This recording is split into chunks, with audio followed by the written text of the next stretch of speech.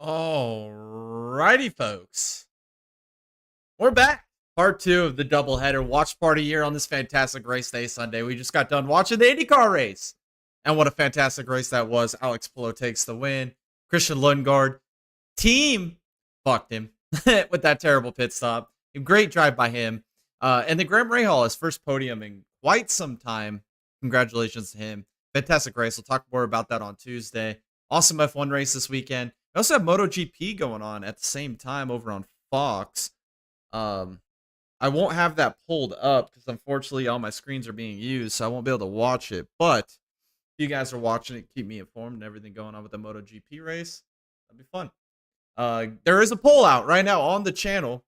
Who wins the race? I think I got Denny Hamlin, Ryan Blaney, Tyler Reddick, and William Byron on that poll. Let me know who you guys think wins the Cookout 400 at Martinsville. This is going to be a long one. Christian mentioned in the last watch party with IndyCar that this Cup race is going to be maybe a little bit of a shit show. I tend to agree. If it's anything like yesterday's O'Reilly's race, this is going to be a long one, boys. So buckle in, or strap on is what the kids say these days, right? Oh, this is going to be a fun one. Be rolling solo here today. Tom's got some other things going on in his life, so he'll be unfortunately not able to make it, but that's fine. We're going to have a great time anyway. We're going to have a blast watching this race in particular with NASCAR. These NASCAR streams have been doing good. You guys have been supporting these ones a lot. If you guys enjoy what you're seeing or you enjoy the content that I'm providing or we provide here at the Dega Boys, make sure you guys hit the subscribe button. Make sure you leave a like on this video. Let's get this thing trending. Maybe more people will jump in and hang out with us as we talk shit and roast. Obviously, Mike Biden Joy, Mr. Stuff and Things Kevin Harvick, and emo Clint Boyer in the booth. Should be fun. Especially with how shit show a race this may turn into. They're going to give us a lot of sound bites and a lot of content to work with here tonight. If you guys enjoyed the IndyCar race today, leave a like on this video, man. That was a damn good race. I enjoyed the hell out of that. I mean, Barber's not particularly a great track. It looked like we were going to see maybe a red tire race like me and Tom predicted on Tuesday, and it turned into a black tire race. The blacks were the preferred tire. So that was impressive to see. And let's get a shout out for Shane Van Glizzy qualifying 5th at Martinsville. What a badass that guy is.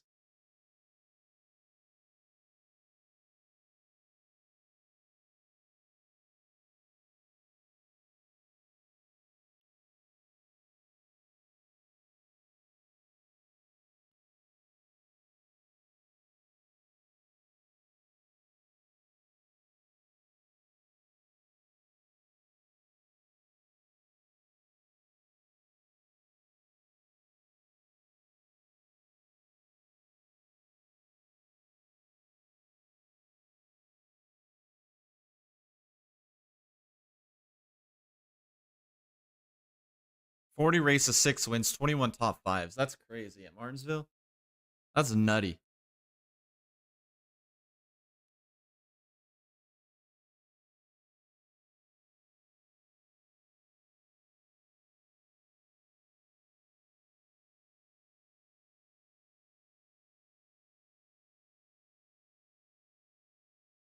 Hopefully this race doesn't take 5 hours so I can get my lawn mowed today. I'm doing my laundry right now. This is the only day I've been home all week, man. Like, I got home last night, but I watched the basketball game, then I watched the F1 race, passed out. But I've been working all week. Like, I haven't been home, so hopefully I get a chance to get some of my my work done. So if I'm not at the screen at certain points during this race, it's because I'm switching laundry around. I've got a lot of laundry to catch up on. But we'll have fun and maybe get some water at some points too. Gotta stay hydrated. That's the key, right? Maybe get a run in tonight as well. Goodness gracious. I didn't get one in last night. I didn't get the chance.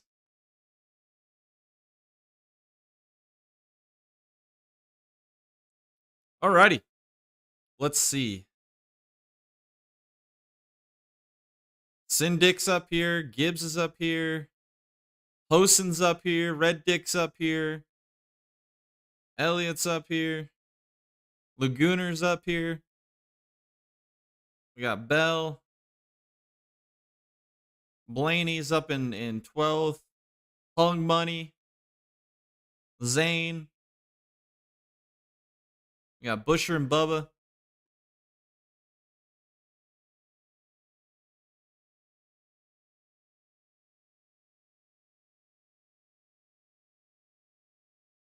Lagooner's just terrible, man.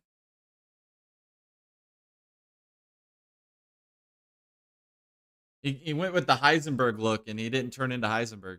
Not one bit.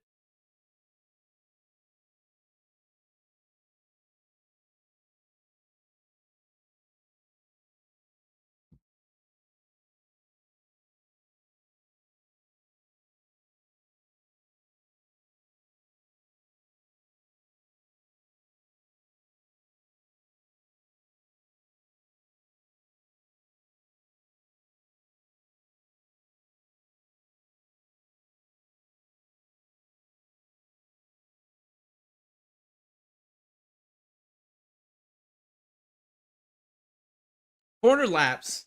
I don't know how they're going to break the stages. If I was to guess, it'd probably be 125, 125, 150 maybe. Or maybe 100, 100, 200. Something like that.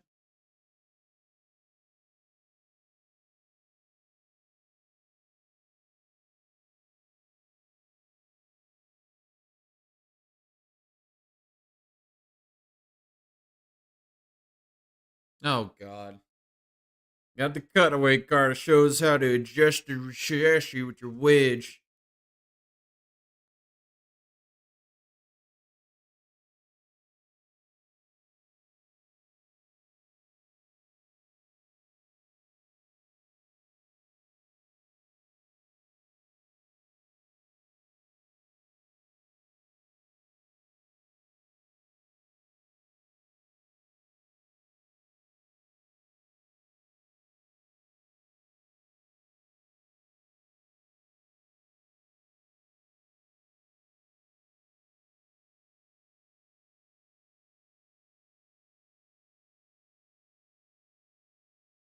Martinsville is a beautiful track, though. I've been there in person, but me and Tom went back in like 2015, 16, something like that. And we were in the infield the whole race, dude. That was so freaking loud, man. So loud.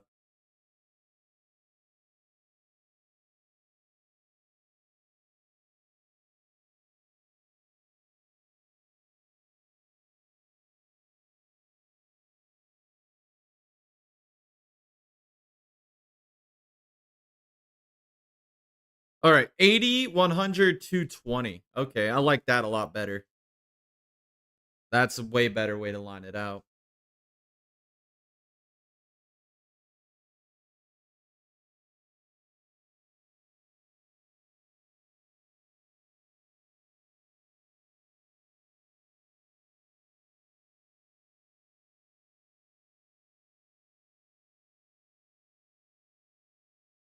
Gotta be badass if Glizzy wins.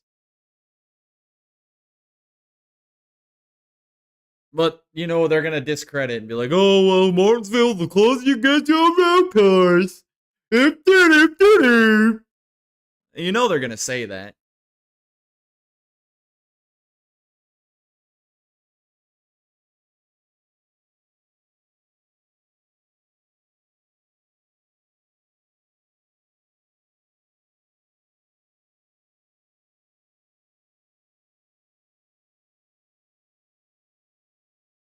All right, here we go. Coming to get the green flag. Hamlin and Byron on the front row. 400 laps of absolute carnage and chaos begins. See if this new short track package is actually worth the shit. See some tire fall off.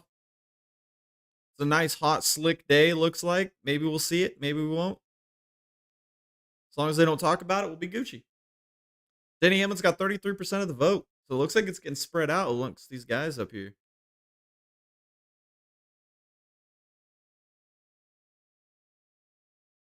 Is my race volume unmuted? Let me see.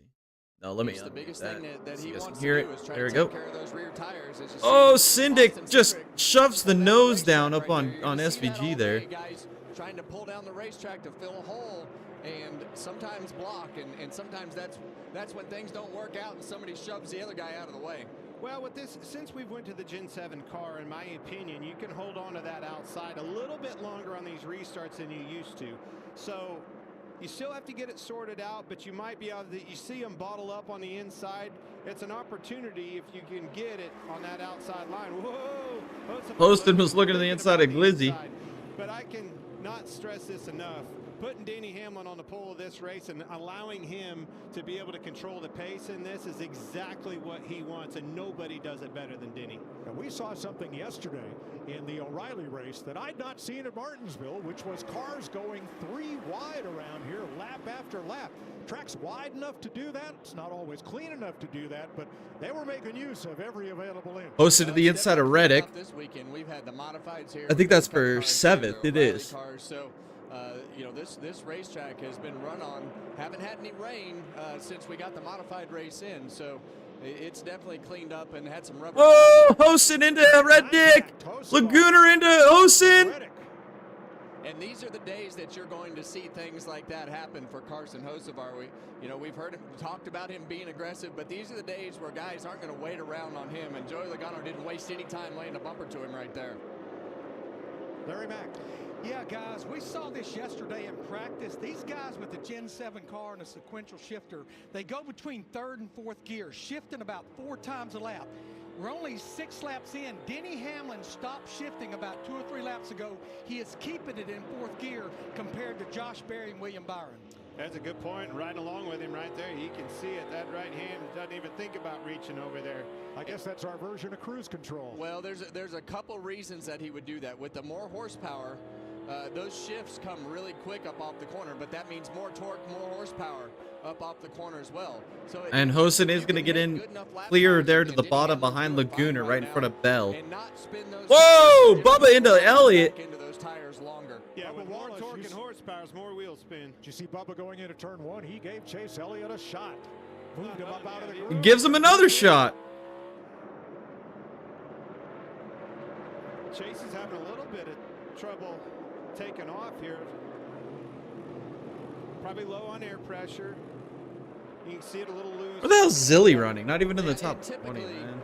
you know, sometimes you have a long run car and sometimes you don't, but it's not abnormal here to have a great car on Saturday in practice and show up for the race and be like, what in the heck just happened to my race car? Why won't it turn? Why is it so loose? I did that a lot more than you, but it was not fun to have to drive it that way after you thought you had such a good race car. Well, Chase has dropped 3 spots from the start of the race. Bubba's aware of that. Thought he could take advantage, but now they seem to have equaled out. What we're going to see on these long runs Chase Elliott had one of the is best Lagooner's cars. going to go by Reddick. Of Joey Logano. He had a great car in practice yesterday. 13 straight top 10s here at Martinsville. So obviously a racetrack that he does very well at. But they needed. Keep forgetting to look at the ticker to see where Zilly's running. Going in the right direction this week. They got lapped 3 times at Darlington last week. And saying Joey Logano got lapped 3 times at a racetrack anywhere on the schedule is something that I wouldn't have ever imagined. And saying. Zilly But is it can 28. happen. Oh, That had happened man. in It's these going to be Gen another 7 rough cars. day, You miss it boys. by that much at a place like Darlington, and Blaney to the inside of it Hosen. will make for a long day, and last week he had that long day. Look at Blaney, man. Ryan Blaney moving up. Blaney started 12th. Here he is in 9th place. And Blaney's just been one of those cars that have been so good on the long runs here at Martinsville, and we expect that trend to continue today.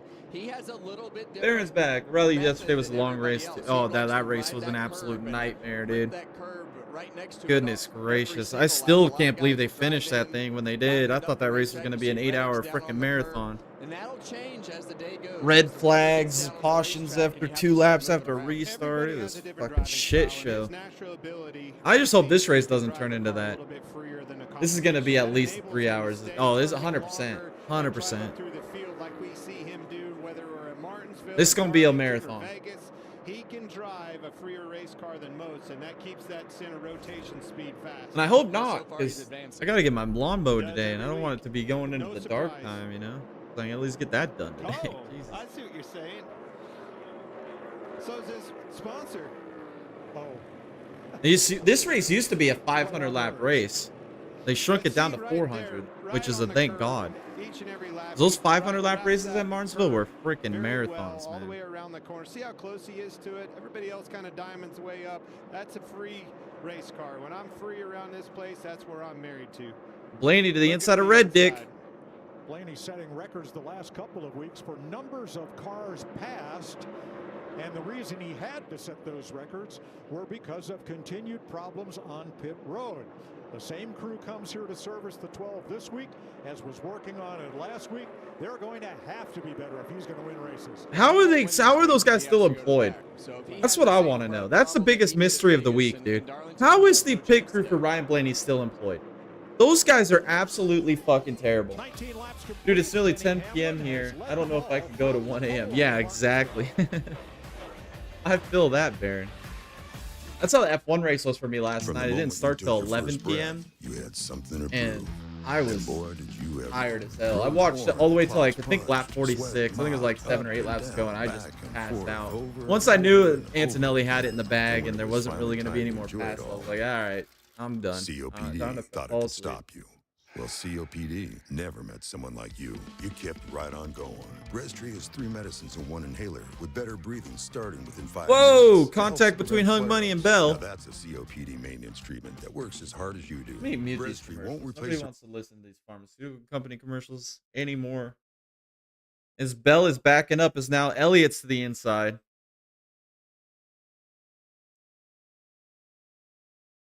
And now Bubba's going to try and sneak in there. Not going to be able to.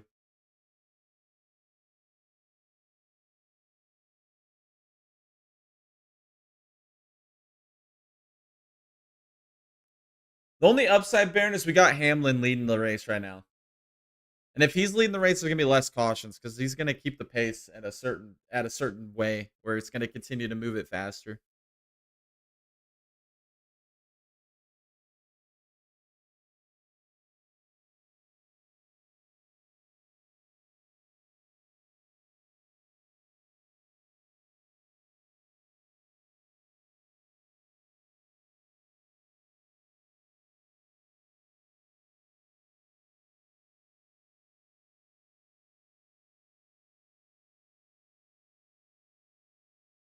Oh, is Bubba lose a spot to Priest there?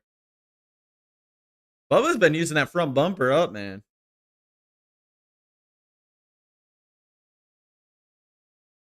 So now Buscher's looking to the inside of Bubba.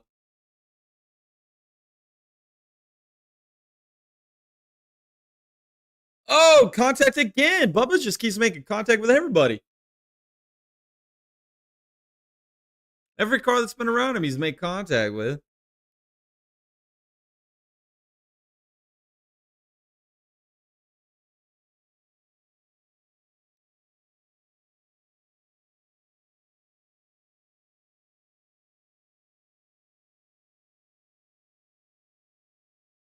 It's Keselowski to the inside of Allgaier.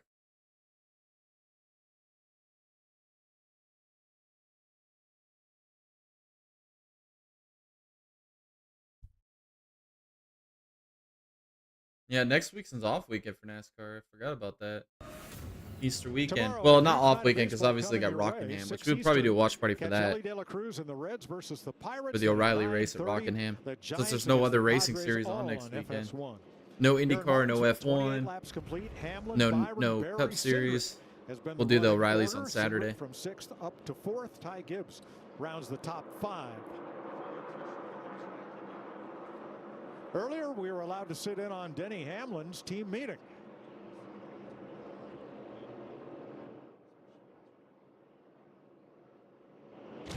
Well, What great. we talked about the last couple weeks, Vegas specifically, is let's make no mistakes, right? We got a good car today.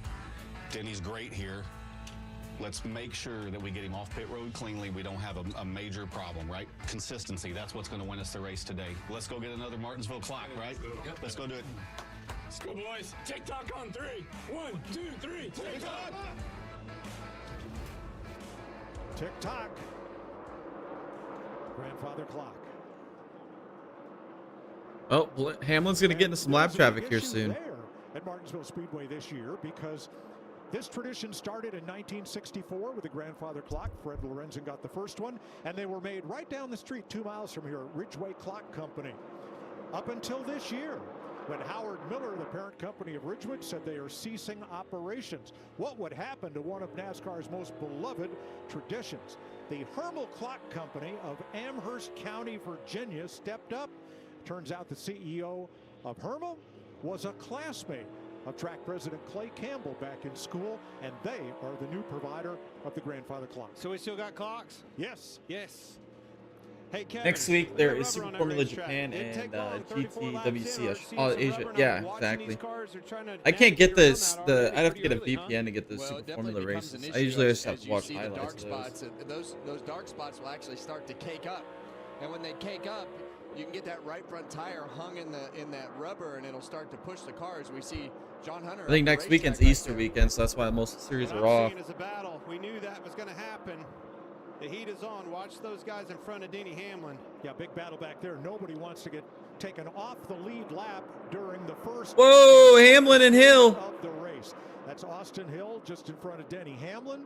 He moves up to the high side. I guess that's where you would want the lap cars to go, right? Well, that's what you want them to go, but what you don't want is that 24 in his rearview mirror to run you down, and this is the opportunity that he's looking for. Who can get through lap traffic the best will be the man today. Yeah, and that's when you find out who has the best car and who has a versatile car. That's right. A versatile car in traffic. Oh, Hamlin's struggling to get by Roundhouse here. He's going to get to the inside. So right now, we're seeing the 24 car run in on the back of Denny Hamlin, and usually for the second place car, it's a lot easier to pass those guys once the leader goes by because they're doing everything they can Just to make sure you're with him and fill that hole. 14th place on the bottom of the screen. Chris Buescher moving. Now he's going to try to get by Nemechek here. Yeah, just to update Christopher Bell. He actually qualified 11th, just gave up 2 more spots back in 15th. Talked to his crew chief Adam Stevens this morning. He said our balance not. Oh, he's going to move Nemechek. He's letting him know, bud. I'm here. Tighter than we were yesterday. That car just not turning or rotating like he needs.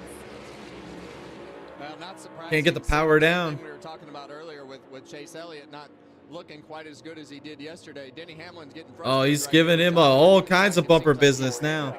Checking up off the corner. Here comes Byron. Trying to get back on the lead lap there, and more traffic inside. That is for the lead. That is. Oh, and Barry's trying to get to the inside of Hamlin. Yeah, he was frustrated for a reason. He couldn't get around Nemechek and open the door up for Byron to slip by them both. Yeah, and this is where a guy like Denny Hamlin's going to keep his head together, hopefully take care of that race car, realize, you know, the 42 was putting you in a bad situation, which he shouldn't be pleased with, but it is what it is at this point. Don't tear your car Did up. you guys vote in on the poll? Who wins? Oh, excuse me. I'm going to close that poll at the end of stage 2. Until he got deep into traffic, trying to lap the 34th place car. Let's go back and set this pass up. Yeah, this was a good move by Byron. Hamlin was trying his damnedest to get by Nemechek. He gets checked up. Still in the way, open the door wide open for Byron to pass him on the inside. Almost gave it up to Josh Berry behind him as well. Yeah, and you see the 42 still checking up at like the 5/8 mark right there, and he's in big trouble. Yeah, he's in big trouble. But Hamlin got up against his back bumper and had nowhere to go. Couldn't break out to the bottom lane. Yeah, now he's tracked down William Byron. And that right there is exactly what you see Denny Hamlin up the racetrack. That's the thing that I was never able to do here. Denny Hamlin's always been able to move around the racetrack, make that corner shape a little bit different as you see him right next all over the bumper of Byron, trying to go back for the lead.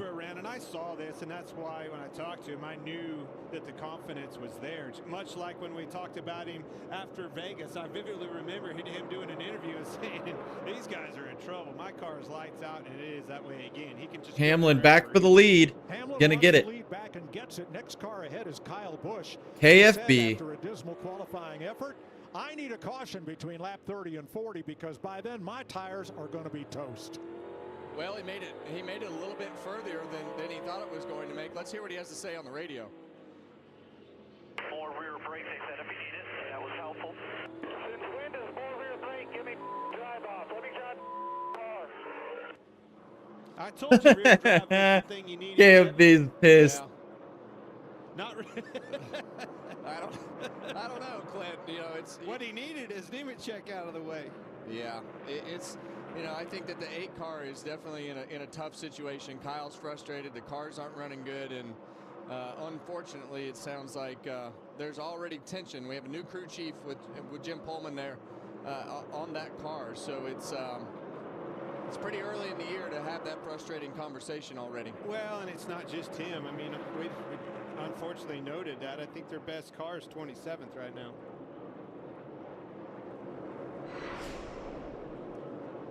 Hamlin back in command, and now moving up on Ty Dillon, who drives for Collick. And then Noah Gregson ahead. And he's able to put a little distance between himself and William Byron, the second-place car. Traffic is a constant here at Martinsville. It's a constant here at Martinsville. That's what he says.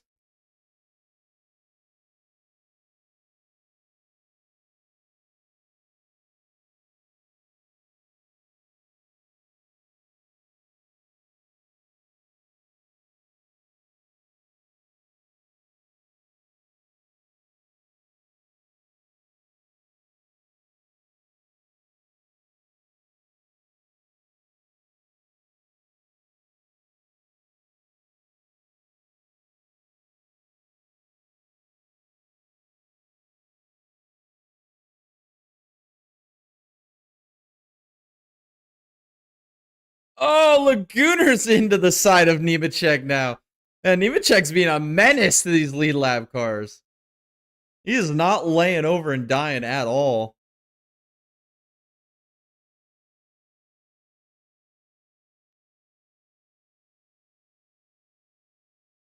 I think Zilly's going to go lap down here in stage 1. He's in 28th, just in front of the leaders. It's going to be a long day for old C-Zill, man.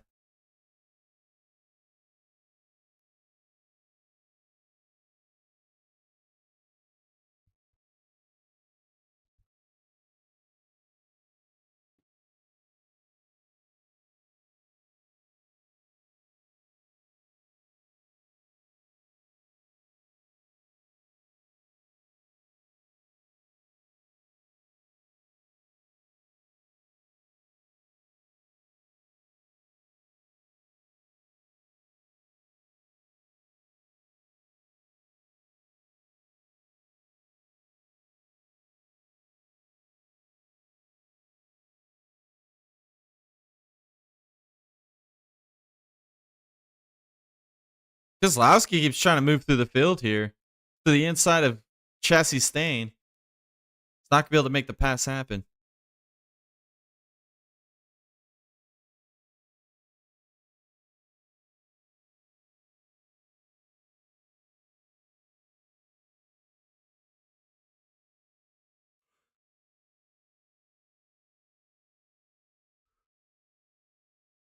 Whoa, Reddick struggling with his race car on entry. As we got Nemechek and Roundhouse battling side by side in front of him. Gonna have to get a little nitty gritty here, boys.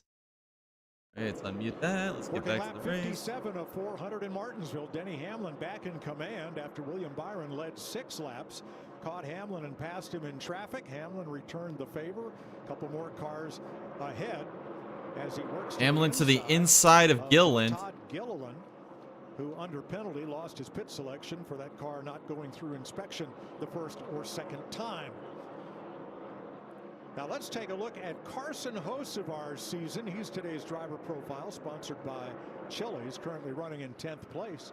2 top 5s, 13th in the points, average finish 16.5, all personal bests for him at this stage of the season. Biggest mover in this race is Ryan Preece. He's up 6 spots from 17th where he started. Preece is doing good, up to 11th. Glad I put him on my fantasy lineup.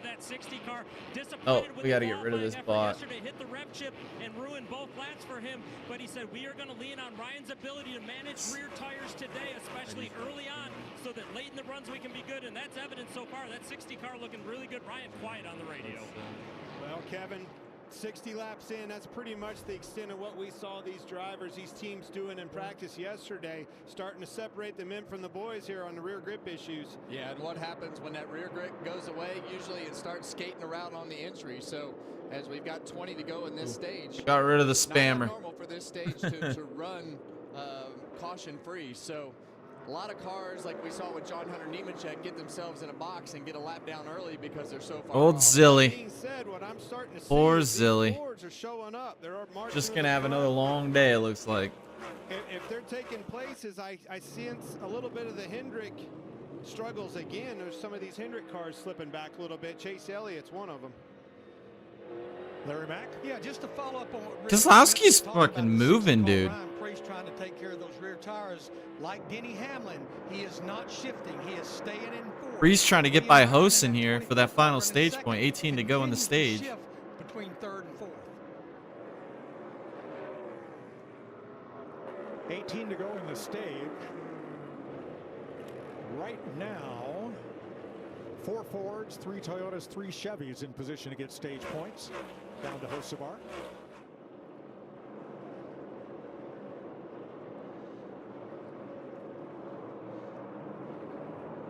We were talking about Denny Hamlin. Byron isn't letting Hamlin get too far away. I'm going to pull up the telemetries with him and the second place William Byron. Except Hamlin's good at controlling a race. He's probably backing his pace down, just leading as much as he needs to lead by. Selection up there at the top. Yeah, and typically when you have two different situations like you do with shifting 26 and cars non-shifting, only you lap, see dude. William Byron downshift into third gear right there, and a lot of times This race if your gets car's into not turning good that enough final to the center stage, of the corner, 220 you laps, can't and we stay run green for like most of Denny that, dude. Hamlin is Holy running. cow, You we're gonna to have not that many downshift cars only car lap. in order to make the car rotate through the center of the corner. But when it's doing what Denny Hamlin's car will do, and you don't have to make that downshift, when you downshift, it also loads everything up and also makes that car want to get loose in the corner. So really it's hard on the entry of the corner on the right rear tire. It can be hard on the exit. Then doing what the way that Denny is doing things right now, leaving the car in fourth gear. The other thing that I'm watching Denny Hamlin, I was listening along there, you can hear his forward bite. When he goes to the gas, he's Gonna have some trouble here with this lap traffic. Austin Dillon and Cold Custard. The 5/8 mark, I always explain it at this racetrack, so important. And that He's gonna car get by has to answer Dillon the here call. on the When you inside lean on pretty that easily. last little bit with the wheel, it has to turn left because you need the forward, straightforward drive. If you leave and exit the corner with wheel in it, it breaks those rear tires loose and only gets worse. When he turns that car and gets it pointed, boy, does it turn. Hamlin passing Austin Dillon leaves us just 25 cars on the lead lap after 68 laps. Look at that. Just turns right underneath of him. Throttle down. And that's what makes the good cars here. That are able to rotate and stay low off the corner. Oh, because it's gonna if you get get tight low there and with straight off the Custard. corner, then you've got a little bit of wheel into it, and it's either going to shove the front. or And it's gonna Briscoe shove is the back next and guy to hit go a the lap tires down, on the dude. exit. And it tells That's me, crazy. obviously, we know Briscoe's had a Denny rough Hamlin's good at season, saving man. tires and things like that, and managing that, but And if he's you gonna get watch by behind Custard, you, no William problem Byron's here. already having a dime in the corner a little bit. That tells me it's not turning quite as good as Denny Hamlin's car, your leader. Well, we heard his teammate Chase Briscoe not very confident in his car, and now you see him right there. You see how squirrely that 19 is getting into the corner, and Denny Hamlin just under control and doing everything that he needs to do. But what a tale of two different stories from the same shop there. And Chase Briscoe's had more top 10s here than any other track. But 3 of the 4 Joe Gibbs Toyotas running well with Hamlin in the lead. Hamlin to the Ty outside Gibson of in Briscoe. 5th, and Christopher Bell 15th. Yeah, since they unloaded Briscoe, he just hasn't been what we've been accustomed to seeing out of that car, and it's especially Gibbs this year in 2026. Briscoe a lap down now. 23 cars on the lead lap. And you see Ty Gibbs, he's going to take this spot from Austin Cindric, able to get that car rotated through the center of the corner. Good drive Gibbs by off Cindric. the exit of the corner. 4 straight top 10s, and has been in a really good spot to start this season in that 54 car in Ty Gibbs. Regan? Well, just behind Ty Gibbs, Austin Cindric, who just got past and moved back to the 5th spot, having another very good day. Kevin, last week, of course, Brees is just wearing out Osen's back bumper, man. Just beating it off, man. With all the giggities. All the giggities. 43% say Reddick wins, guys. Wow. Running 9th. It's hard to deny the season start that he's gone to, man. Hocevar holding on to that 10th and final point-paying position in stage 1, the shortest stage of this race. Syndic right to the rear bumper here of Gibbs. Around a lot. Yeah, and for rear grip. Once that right rear tire dies, Clint, it just becomes you have no choice but to slow down. It will not turn in the corner. It will not turn in the middle of the corner. You can't touch the throttle. And you can't get out of the way here either. You can't get out of the way, so you just have to go whatever speed it will go, and it's really slow in that scenario when the right rear tire shuts off. Hocevar trying for 9th there on Tyler Reddick. 4 to go in the stage.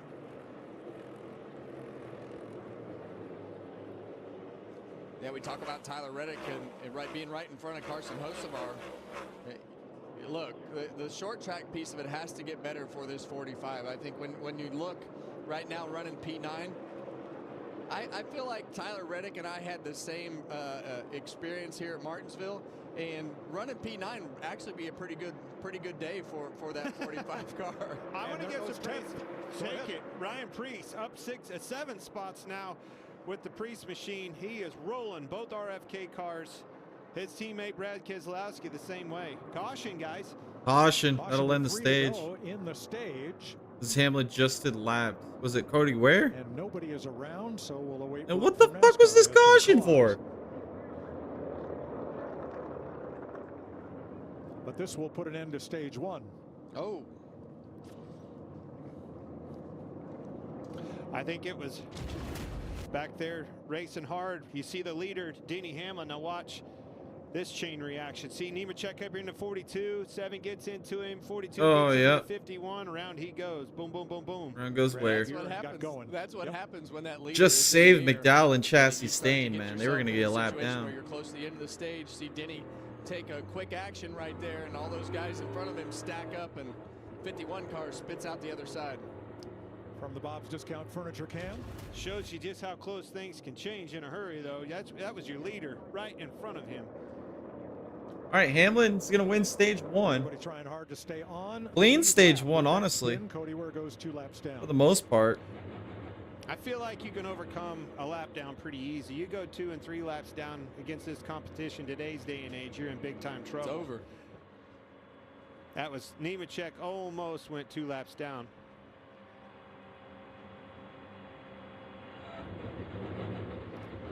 So Hamlin will get his first stage win of the season. Stage in right here.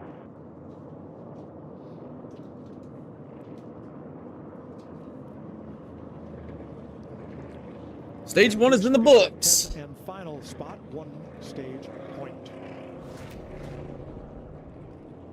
Denny Hamlin leads 74 of 80 laps in stage 1.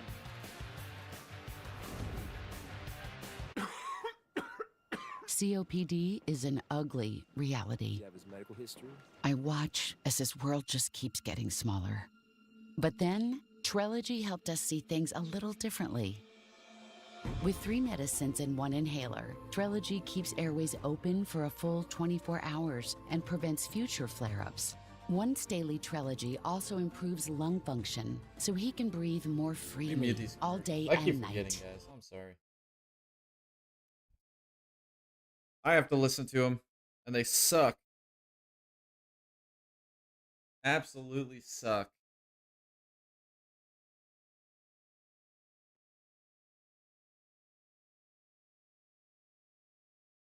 Oh, wonderful.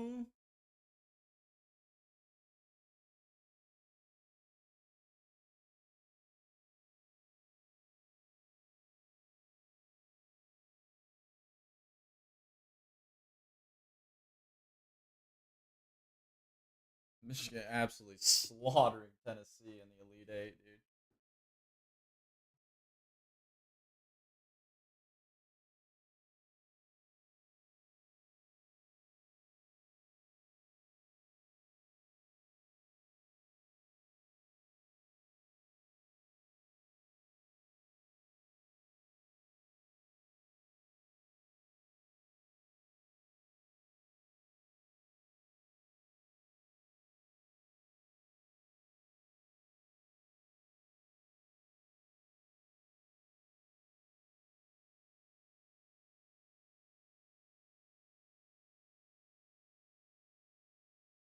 Avoid the credit records.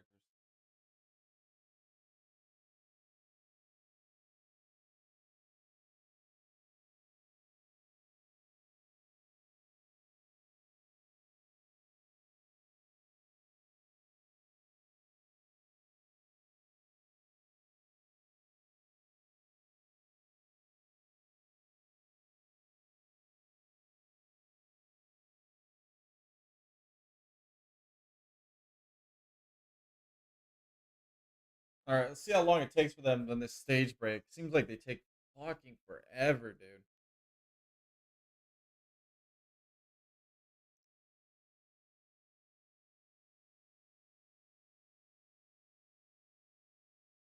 I guarantee they're still pacing right now, and we're gonna get back, and they're gonna do pit stops, and then we're gonna go back to commercial.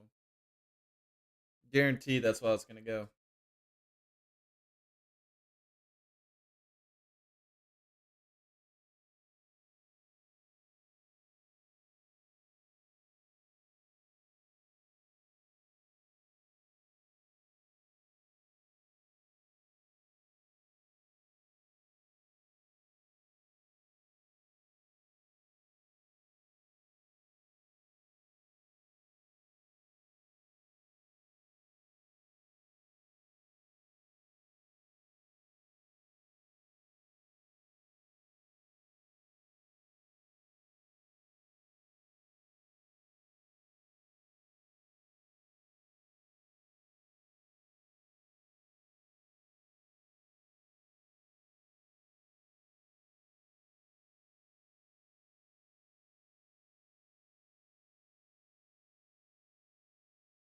Well, we'd never know it. Dude, we've already ran 5 laps under yellow, bro. 5 laps under yellow. We still haven't fucking pitted yet, dude. These stage breaks are fucking ridiculous, man. It is absolutely ridiculous. There's no reason it should take this long.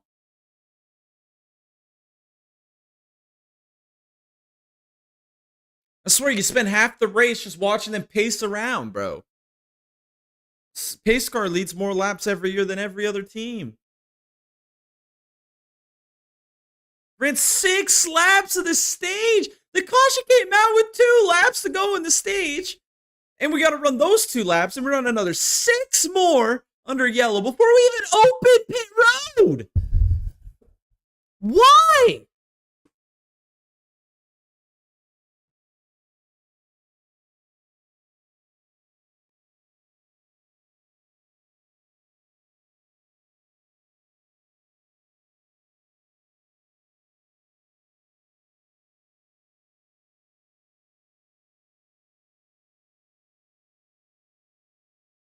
Oh, this is ridiculous, bro. We still haven't opened pit road yet.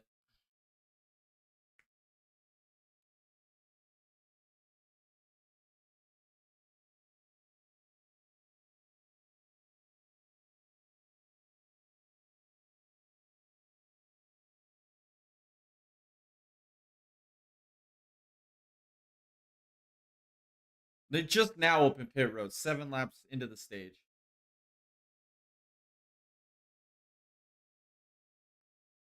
This is ridiculous.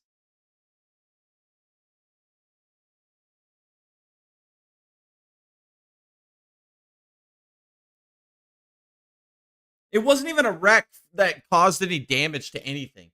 It was a fucking single car spin, and he hit nothing. And it takes that long to clean the track? What do you fucking mean?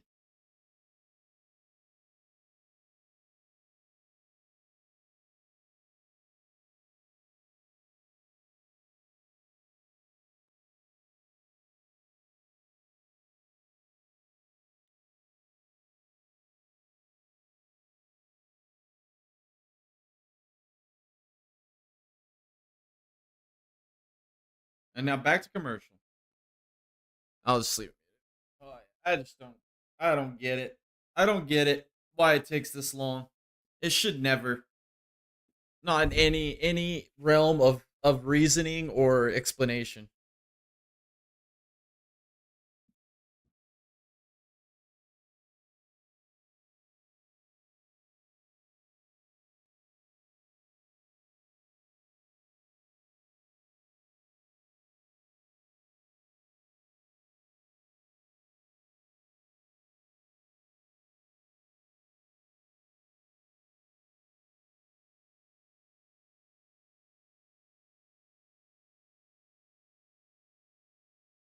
All right, I gotta use the restroom.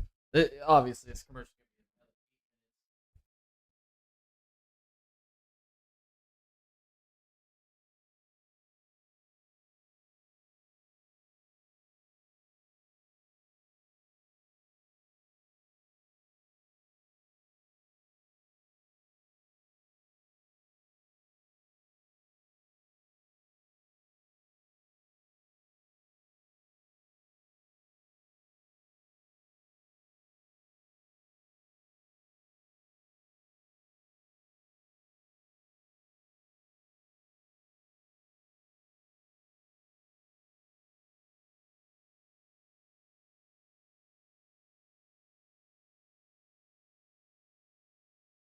Yeah! Wow! Yeah!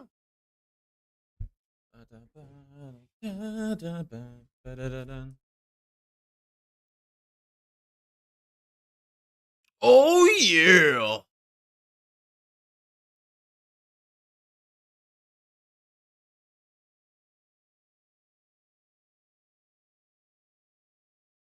Oh yeah!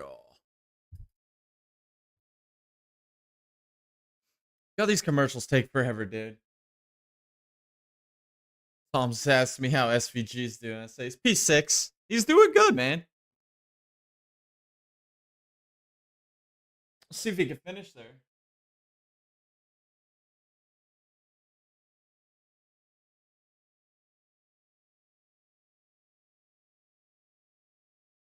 Whoa. Living on a prayer. Living on a prayer.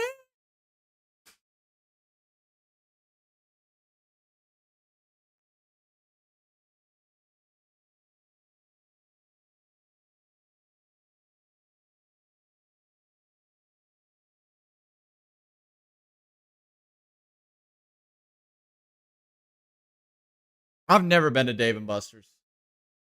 Never been. Like, I've been inside one, but I've never been there to, like, do anything. I was there to, like, pick up food or something like that. Looks like a good time. They got, like, a bar, I guess. A bunch of arcade games. Might have to do it sometime. Might be fun. Who knows? Might find some free time. I'm good at those basketball machines, bro. I don't know if you guys have ever tried that before. Like those, I don't know, like shoots out like 4 or 5 basketballs and you gotta fucking just get as many as you can in a certain time limit. I'm pretty good at that shit. I can kick ass. I can shoot fast and consistently good. I'm better than Shaq, that's for sure. Shaq was a free throw fucking. He was like not like they've got free throw merchants interviewing old Jimmy. Let me unmute the audio so you guys can hear old Jimmy Johnson. Jimmy One of Jam. the best during our generation. What do you tell your 2 drivers coming here for advice? You know, it's changed so much in the way you try to drive these cars with shifting, tire management.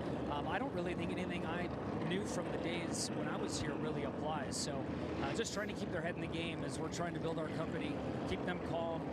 I think this point system really benefits our drivers to make the playoffs, so we got to worry about every point every race. Yeah, and ahead of the game, you always kind of kept your emotions in check, or at least we didn't see them here. It seems like we're not seeing as much of that lately, even in these cramped quarters or some of the short tracks. Why is that? Well, the day is young. These stage breaks are freaking forever, bro. God damn. Been under stage breaks for half my life. You race in San Diego this year, and that Dear Lord. Daytona 500 on Fox. That's your final race forever. In Cup. Let's not say forever, but in Cup. That'll be the final Cup race. I have a hard time letting go, as everybody knows. Fair enough. We're all about the Cup racing. All right, let's go back to Mike and the guys in the group. Thanks, Chris. Trouble on pit stops. Ryan Preece, slow stop, 13 seconds, drop from 10th Damn. to 15th. Let's see, 2 fast. Dude, this has been 16 laps under yellow. Lost wheel for that blue and white car. Kyle Busch's day has gone for. Oh, look at KFB. Worse. Golly, that tire flipping down pit road like that is. Woo! Watch out, boys. Wall right there. That's like 60 pounds of pure fucking weight coming down. One guy had one job, and he fucked it. Bounced off the wall, rolled back out, and it hit Zillage. That's why it's so important to try to hold these guys accountable with rules and things like that, and those tires getting away. Yeah, and he never even tried to check up. I mean, he had to see it. He just said, my day's not going very good. Don't really care about that. Yeah, tire. he said, I'm gonna go fuck ahead it. for it and knock it out of the way. And Finally, we're going to green. Lap 16 of the stage. Lineup looks much like Dear the Lord. starting lineup for the race. Hamlin, Byron, Gibbs, Cindric, Berry, Logano, Van Gisbergen, Reddick, Blaney, Elliott, your top 10. Stage 2, here we go.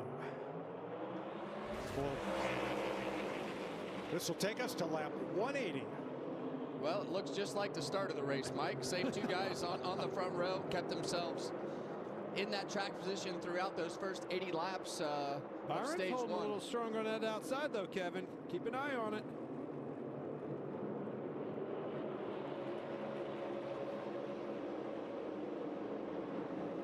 Yeah, and Byron better get down or Gibbs is going to fill that up. Fight, because now it's opened the door for the 54 car of Ty Gibbs to get up there and try to take that second spot away from William Byron. You don't think that kid's hungry, do you? Car's fast. Has been all weekend long. Could it be his first one? Well, they've done a great job. You know, Tyler Allen and that whole 54 team have done a great Oh, and now job. Syndic's going to try and get to the inside of Byron. What happened last year behind them, start this year with just consistent runs at all the different styles of racetrack. Lean on this guy right here, Denny Hamlin, who has had Blaney just punted SVG, or SVG just went wide. I don't know exactly what happened there. We ain't going to show it because obviously not. 3 wide going into the corner. KFB 3 wide on the bottom. We got Gill in there. There's Zilly. So they've got it figured out. You're spot on with Byron. Got held up on that outside, racing for the lead with Hamlin, and now he can't get down. Now Cindric's to the inside for third. And that's always the fine line here is, okay, how hard do I fight this guy, knowing that there's a hole right behind you? But usually if you don't make that decision instantly while that hole is open and back up and get into that hole, it winds up costing you multiple positions like you're going to see right here with William Byron. And if he keeps fighting right here instead of now Joey Logano has closed that hole up, and sometimes like in Austin Cindric's case, like if it is a teammate, you'll check up just a little Oh, he tried. closed up. So Lagooner now to the inside of Byron. This is wild. Is Byron going to clear here? Is Lagooner going to shove it in there?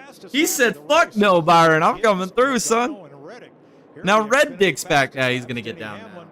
That equates to 95.7 miles per hour around this very tight half mile. Leader's got him by 2/10, Clint. That doesn't surprise me a bit. They're going to be hard to handle. But I like what I see out of his drivers, or teammate, excuse me, Gibbs. Glizzy's still battling Bell. That's for a 7th, 8th position. 8th, yep. His teammate Blaney back there. And Glizzy's going to clear him. Run, made some adjustments. You know that car's going to get better. Yeah, Blaney lost one on the pit stop, lost one on the restart right here, so he's running 10th, and we saw him 3 wide, roundhouse, right into the gag man. Chassis Stain gonna block the roundhouse off. Oh, and he gets a bumper from roundhouse. Oh, and around goes the gag man. Off the front bumper of AJ Allmendinger. Caution. Second caution of the day. And the shit show begins. Just created quite a diabolical situation right there, and Noah Gragson wound up on the wrong side of that, Clint. Was that your word? What? Diabolical? No, I have a very refined vocabulary. Did you know that? Of course it was. Chris Buescher jumped to pit road as the caution came out there. Larry? We smoking them if we got them? I'm not sure on that one, Clint. They've only run 9 laps. We're back racing at 95. We're at lap 104, 105 right now.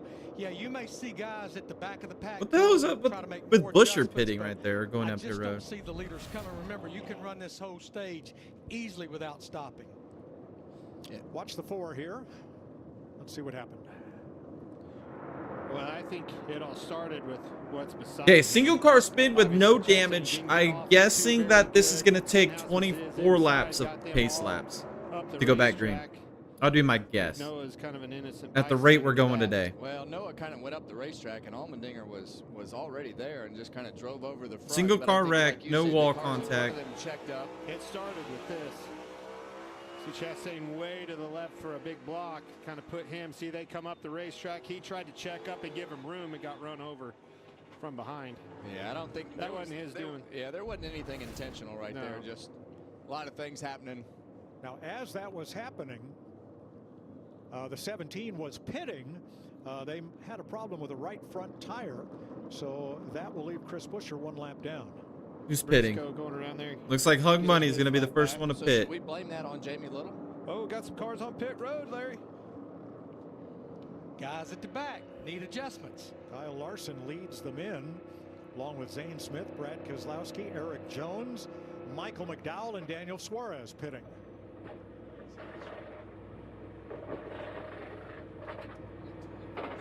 .600 start for Brad, carrying the BuildSubmarines.com camera today.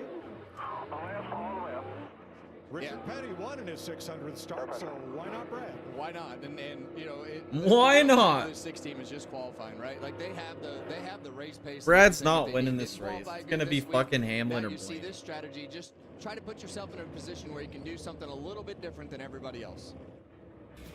Brad Keselowski is. If it wasn't one of those two, I'd be shocked.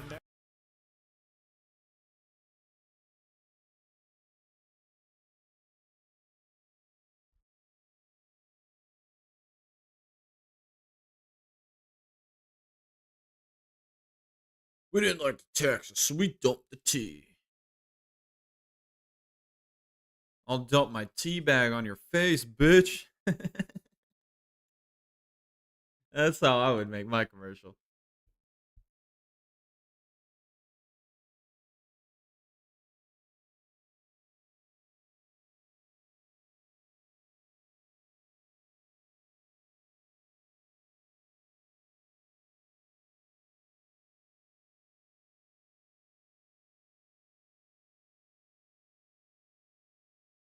Oh, Arby's, we have the meats. So many commercials, man. Car commercial, like a phone commercial, food commercial, or pharmaceutical commercial, drug commercials. That's all there is.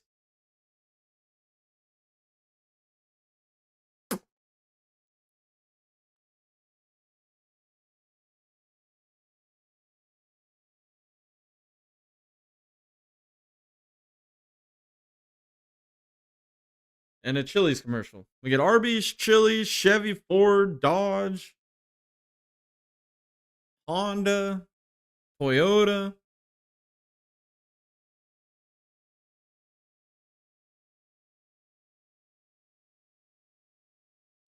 God, these commercial or caution breaks are just so long, bro. They are just so long. I mean, that is straight up halfway put your ass to sleep every time, dude. They don't care. That's the problem, is they don't care. Like, the fact that lead lap cars and lap cars have to pit on different laps under caution is just ridiculous to me.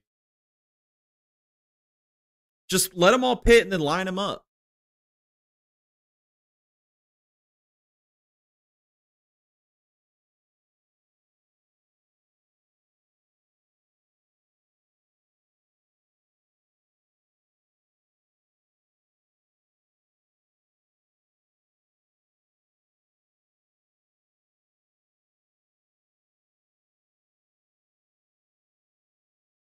Spring Provable.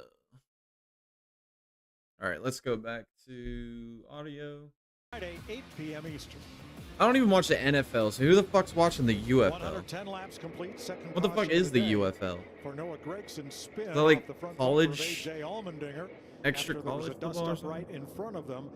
I don't A know number what the fuck it of is. cars from 16th on back. All right, we're buttoning them up. Hamlin and Gibbs. Gibbs takes the bottom. Hamlin takes the top. Wow. So we will restart Interesting. with 23 cars on the lead lap, including Chase Briscoe, the free pass car. Everybody else 1 lap down. Cody Ware down 2. Well, you see the front row right there of Denny Hamlin and Ty Gibbs work out the teammate. Some of the restart. hokey pokey hooky dookie shit again. That gives Ty the bottom of the racetrack. 11 will blend in right Hooky in front of him. pooky dookie Good to dookie. do early in these races when Hooky everybody's dookie just trying to pooky dookie. put themselves in a Dookie position, dookie. whatever See they those call two it. Penske cars right behind him, Clint. We talked about It's how probably good just they've gonna been let on the long Hamlin run. in. And Tyler Reddick hanging in there. He's doing a lot better job. Yeah. Then Glizzy to the outside worries me. See if he can eventually get back down here. There it is, the hooky pooky dookie dookie shit. So he lets Hamlin in. Just a teammate cooperation. Almost went too easy right there. Let that. And we've seen that happen before, Kevin. It's really hard to time it when you're trying to work it out. You're going to see Ty Gibbs clear the two of Austin Cindric right there.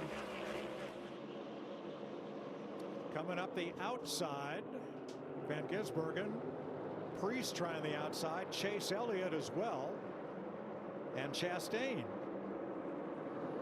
Yeah, you see that first car in the top lane right there. That's SVG. He's done a great job today, and we talked about this being probably his best oval that he ran last year, but he's done a really good job, and heard the confidence from him. And he gets down. Good on Glizzy. So continuing to have a pretty decent day. Oh, and the barrier's trying to bury his ass through there. Ryan Blaney trying to move on the outside with Priest and Elliott behind him. And Blaney's gonna get by barrier. Yeah, and you know we know that Ryan Blaney's car is better than the cars that he's racing around right now, but Oh, and Blaney just moves Glizzy. 97 car up the racetrack right there. Oh, and Glizzy gives it back to him. Gave him a door down the front straightaway. Now, if you're Ryan Blaney, you don't want to get retaliated on, so you try to fill that hole and let Josh Berry get in there. Not going to be able to do that right there. But if you're Josh Berry, Whoa! Priest sent it. He licked the stamp and sent it in there. Didn't make it happen, but goddamn, then Bubba gets into Priest. We're bumper business, boys. This is Martinsville. They short track racing. They short track racing. Oh man, all those rednecks are 18 paps deep in the grandstands, losing their fucking minds. Yeah, and as much of this. Oh, this Bell gets into Priest as well. Trying to put yourself in a spot to when you shove somebody out of the way, keep yourself from getting shoved back out of the way. So you gotta run a lot of defense here at Martinsville as well as being aggressive. Whoa, Chassis Stain got rooted out by Zane. We're not going to show it because we're Fox Racing. Because he is the first car on fresh tires. See what he can do with them. Priest going to close off Elliott here. You can see him drive right to the bumper of any car in front of him. There's definitely some juice there. Looking to the inside of his teammate. Well, think about this, Clint. Hung money goes by Elliott. To the end of this stage. I mean, that's a long haul on one set of tires. I know they didn't run many laps and ran a bunch of caution laps, but to be able to fire off on those sticker tires and be able to have that initial cycle on the tires with the air pressure building up is usually better than refiring on a set of used tires. I agree with that, but I like the decision by Cliff Daniels there. My car wasn't quite good enough, so it gives you a chance to make another adjustment and not, at the sacrifice of some good track position. We're kind of right there on the back side of that anyway. Let's put tires on and see what we can do the rest of the run. Regan? Well, Clint, just to follow up on what you were just saying there, that first run of the race, Kyle Larson way too on top of the racetrack, just didn't have the grip that he wanted, but those 9 laps that we fired off after the stage break, he actually liked it. That was purely a strategy play. Check with the team. That was strictly to get tires and do something different right there. As he goes by Priest, Hung money moving through the field. Moves up. He has passed Tyler Reddick to get into the top half dozen. But as you said at the top of the show, Kevin, you got to come from the back here. That's a much taller order than it was, say, at Darlington or Las Vegas. Yeah, and as we watch Kyle Larson here use those fresh tires to get back to the front of the pack. I mean, the thing that we got it from the 12 car, we got to have pit stops all day long because you are not going to the back unless something like a Larson situation where you have fresh tires that can drive back through them. Guys, last week, not very good. Joey Logano 3 laps down, races way. Lagooners in third. Right at the front, and we're laying some nice lap times down. Keep an eye on Joey Logano. Yeah, Yeah, and right now the Penske cars, you've got Logano 3rd, Cindric 4th, Blaney 6th. Josh Berry's still up there in that Wood Brothers car in 9th. So pretty good day from these Fords. And in 8th place, Shane All right, let's mute this. Going back to commercial. We're about halfway through the stage.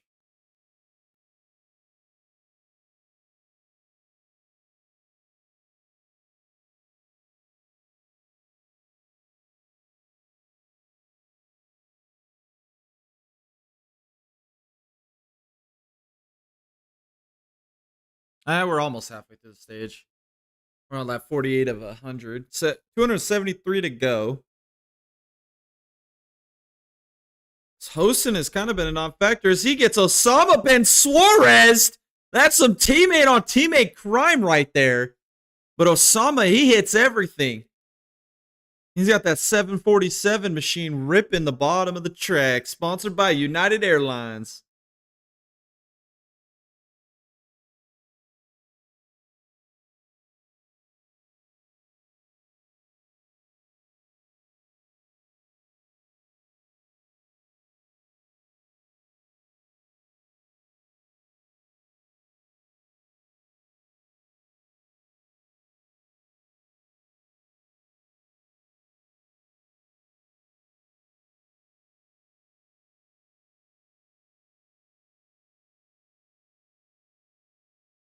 Blaney gets by Byron. Blaney up to the top 5 now. We got 3 Penske cars in the top 5 with Lagooner, Cindric, and Blaney.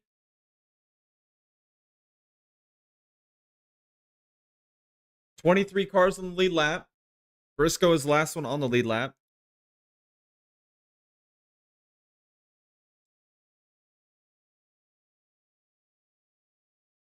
As Bell and Bubba are battling.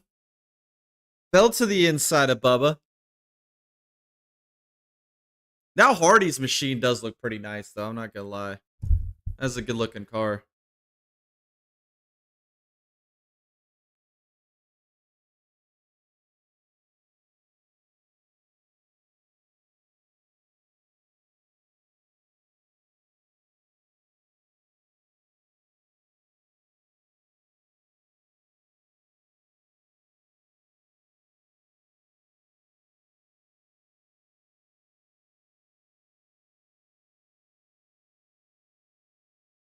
And Bell is going to get by Bubba.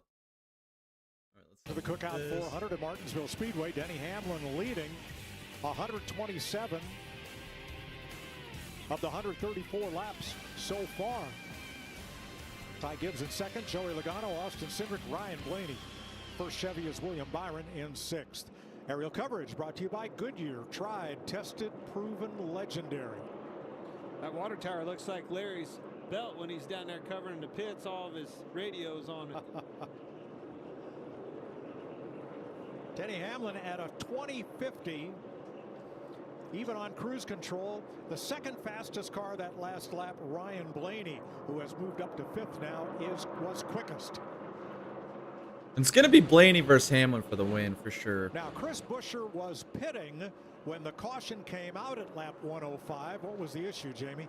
Yeah, there was an issue. He's a lap down now, showed 31st. So after that initial stop, they got those fresh tires on. He felt something wrong with the right front. They discovered that a bolt had gotten in between the brake caliper and the wheel, and you see the damage it did inside this wheel. He had a vibration. They had to pit again and yet again. So they've come down 4 times, and that's why he's back in the pack, guys, a lap down. One of 5 drivers with a lead lap finish in every race this year, and 3 of those 5 drivers are Buescher and his teammates at RFK. They are never letting Jamie Little in their hauler again. Oh, the pre-race meeting? Yeah. Oh, you're right. To cover the pit crew and the hauler. They've been solid though, and I think that's just unfortunate timing, but you just never can. You're pushing hard, bud. Yeah. Pushing really hard. Well, I think this 9 car right here is still pretty good. I know that he's fallen back a little bit to start this race, and we had really high expectations when we started the race because Chase Elliott was so good in practice yesterday. I don't think Bubba's car is that good, man. He just, every time they show him, he's losing spots. Right now, but he's got some traffic to work through. Now It's kind of a shocker. I thought he was going to be a top 10 guy all day. Passing Bubba Wallace. We've got Bubba's radio. It is not materialized. Try to keep the right sides out of the rubber best you can. No, and tight. Copy that. Relay message. Settle in here. Long way to go. Nah, there's nothing more frustrating than being told what to do from a bunch of people who have no idea what they're doing. And that is just the era that we live in, right? Mike, because when I heard you look that, at the data and they tell you what they see. That's right. They didn't look at his hands in that wheel in the car, though, cranked all the way left. It's exactly, I knew as soon as he said that, I knew what he was going to say. Watching the Toyota Racing Cam, Bubba Wallace, currently 13th. It's so funny because I tell Keelan, my son, all the time, I said, bud, the thing that you better realize about today's racing world is you have to be able to be critiqued constantly and not get frustrated from it, because they're trying to help you. But as a driver, you're frustrated in there and you just don't want to hear it sometimes. Or you can just spend a day on social media, where everybody's a critic. Hey, Keelan won yesterday, huh? He did, yeah. They raced the Cars Tour West race in Vegas and had a good night last night. Kept me up too late.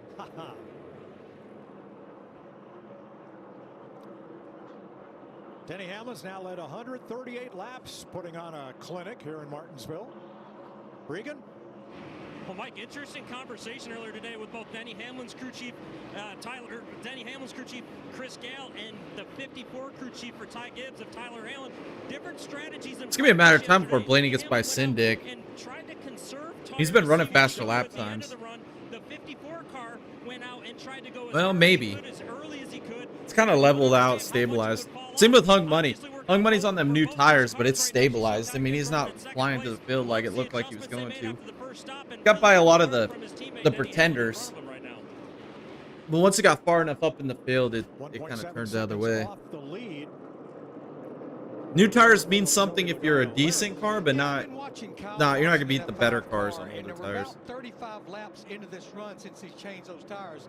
When he's not dealing with traffic, what those fresh tires allowed him to do, the only advantage I see, which is huge, he's able to pick the throttle up both ends and stay in it a lot more even than leader Denny Hamlin. Again, those little bit fresher tires. He and Todd Gilliland, the biggest movers since the restart. I'm starting to see a lot more rubber build on the racetrack, much like we saw in that stage one and towards the end of it. And these guys are starting to have trouble with rear grip. Obviously, those tires on the 5 that Larry just told us about, he's moving up through the field, making some big gains. Blaney, I've got my eye on him, watching with Blaney.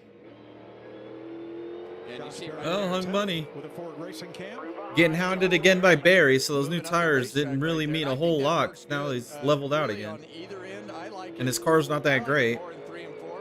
Because you're going to see that there's a patch. Once you lose that advantage and then it levels out, then you're just back to being what you were. Mediocre. To be able to get it pointed and get some grip up off the corner. So a lot of things. Now imagine what new tires would do on a car like Hamlin or Blaney or Gibbs or Logano. You know what I mean? A lot of rubber on the racetrack. They'd probably be able to fly back to the front if they had a tire advantage, obviously. John Hunter has not been an easy car to pass today. And he gets a little bumper tag there. We used to call it the chrome horn, but, well, those bumpers aren't chromed anymore. Go there. 29 to go in stage All right, 2. Denny get this. Hamlin leading team. Now we're on commercial. I'm gonna go check my laundry, so I'll be back in a minute.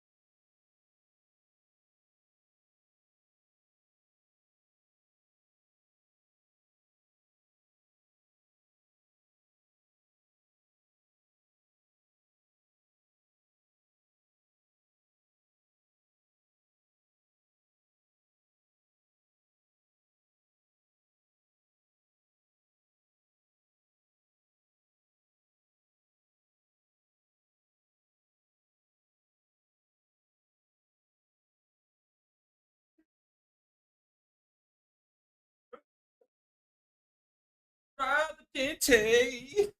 Ride the Dente. Chili's margaritas. Ride the Dente. I think Dallas posted on the Discord last night. He's like, hey, is this the guy that you guys party with at Talladega? And it was this old dude, like, in one of them rascal scooters, who was at a Chili's. I guess he got too heavy into the $1 margaritas, and he was just being an absolute menace to society.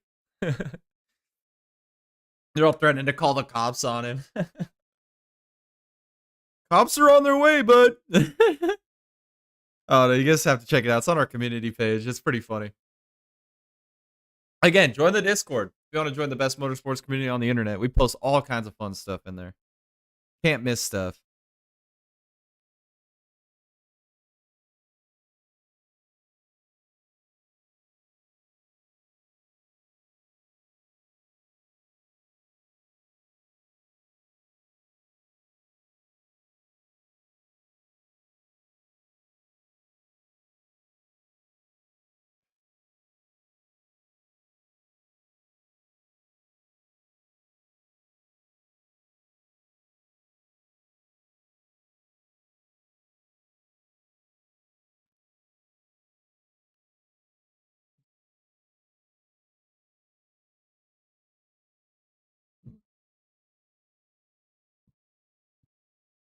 Oh, excuse me.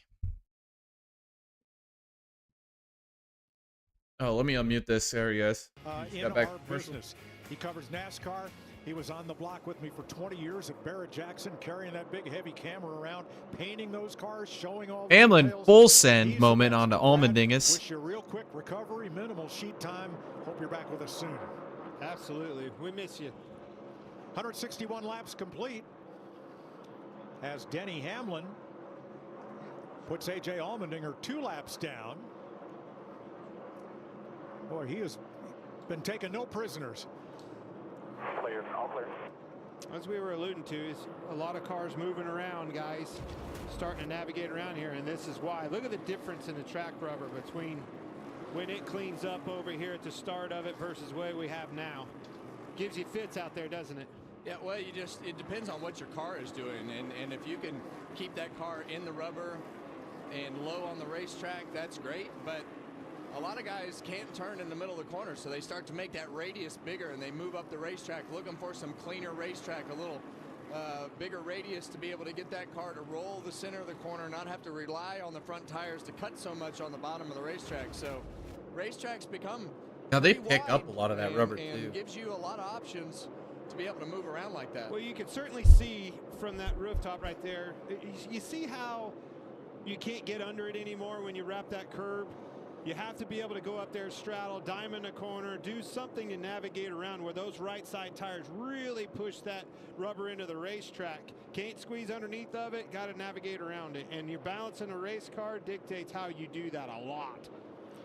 15 to go in the stage. Ryan Blaney caught and ran down his Penske Mustang teammate there, Austin Cindric. In the Yeah, I thought he would have been by Syndic a long time ago. For a while. It's never happened. Over the last 3 races, he's passed a total of Glizzy's still running 8th, man. Great run by Glizzy today. Having to come from the back repeatedly. And as Kevin said, top of the day, you can't do that from the back here. But from the mid-pack to the front, as tough as it is, you can gain some ground. And he's been just adding to that total here today. Well, they've got really fast race cars, and they continue to bring really fast race cars. Ryan is doing a great job, and it's just those big mistakes on pit road that keep them buried in the pack the last 2 weeks. So saw him lose 13 to go on the stage. on the first pit stop. So the biggest thing today. Again, top 10. I'll go through it. Hamlin, Gibbs, Lagooner, Syndic, Blaney, Byron, Reddick, Glizzy, Barry, and Hung Money Larson. Stop the bleeding. Yeah. Well, he's won 2 of the last 5 here. That's why we're keeping an eye on him. Well, drove right back to the front. Struggled a little bit, drove right back to the front, doing Blaney things. Meanwhile, Denny Hamlin, who started from the pole, and that little stopwatch at the top of our pylon means he has the fastest lap of the race.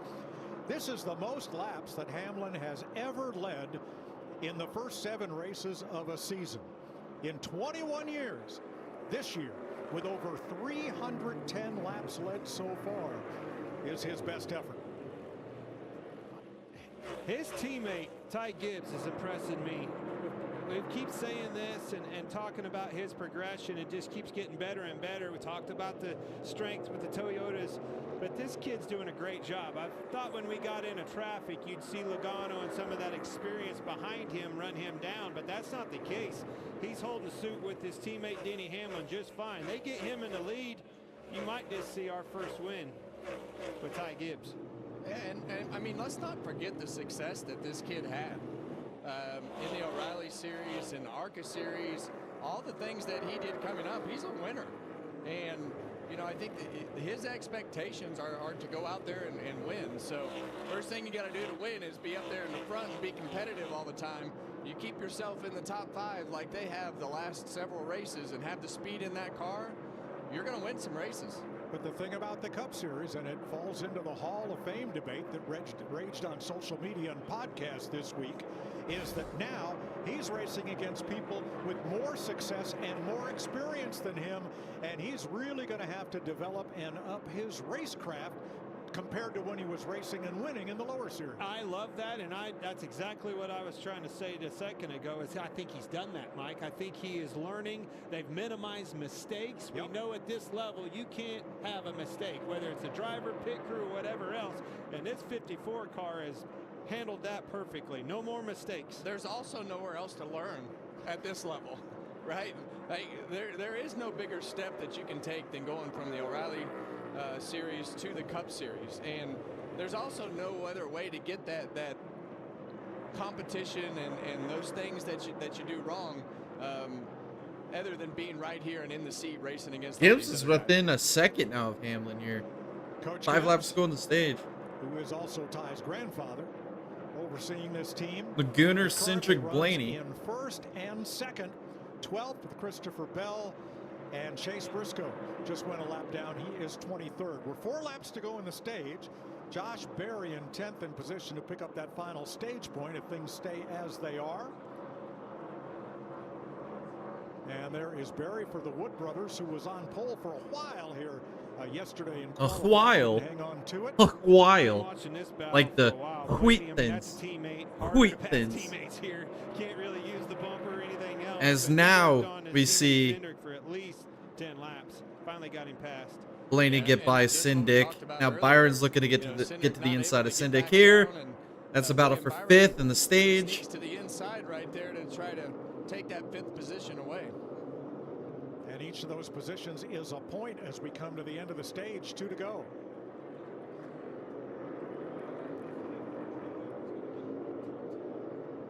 Byron trying to hold tough there, and Kyle Larson has moved up into the points. Into the top 10 here as we're coming to 1 to go in stage 2.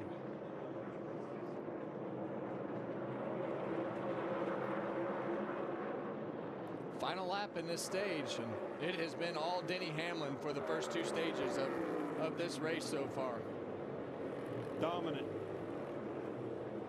He's got pressure coming. Is this where you have to start thinking about keeping up with the racetrack, Kevin? Easy to get complacent leading, but that baby's pretty It fast definitely too. puts you in a position to where you have to think about it, and sometimes you get to a certain point. Hamlin and you just sweeps the make stages, adjustments boys. At this racetrack, but we'll see. Denny All right, let me Hamlin mute sweeps this. The first 2 stages. Pit stops coming up.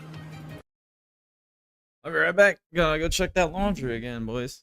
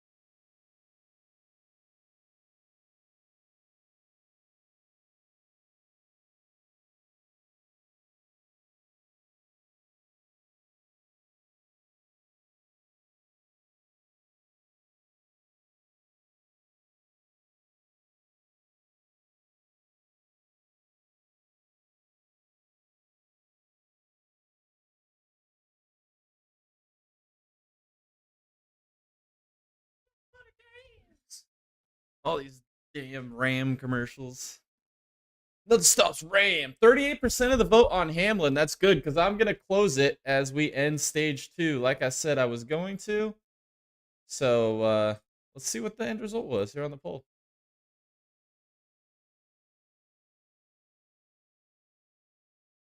Dude, that was hilarious how I laughed my ass off. Oh, we got lots of comments. I don't know why it wasn't updating earlier. My chat was frozen. Just now updated. Let's see. Commercials, politics. Old one says. Christian says should be pit stops and green flag. Commercials to run. Gotta have commercials to run, bro. Why did my chat update? That's crazy. I watch a ton of NFL. I don't watch a second of UFL. It's like a secondary league. Okay. Dude, we just got over a quarter of the race done and it's 1 hour. Yeah, that is impressive. College basketball is definitely more exciting at this point. Bell isn't his best this season. It's still early. We'll figure that out. Krill is dominating MotoGP right now. No more Ducatis at the top. That's interesting. That is very interesting. Dude, that was hilarious. I laughed my ass off if I saw that. I'm not sure exactly what you're referring to. And then Baron says, I gotta go. I need some sleep. All right, Baron. It was good seeing you, man. I don't know why my chat didn't update. That was weird. I gotta block these spammers, man. Like, look at this stuff. It's hide user on this channel. Let's hide user on this channel.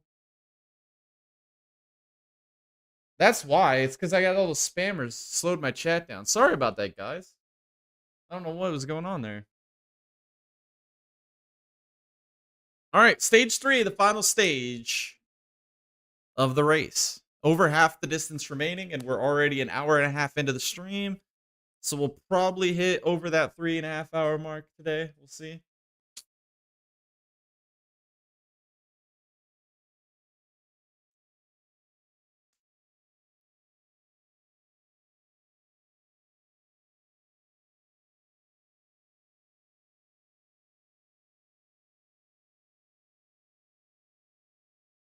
I gotta catch up on the basketball games. I don't know what the scores are. Well, I know Tennessee lost to Michigan. I got that update, but the UConn Duke game is going on, I think, around now. So I'll have to keep the score up. See if the game's when it starts. I think it starts in another hour or so. Maybe less.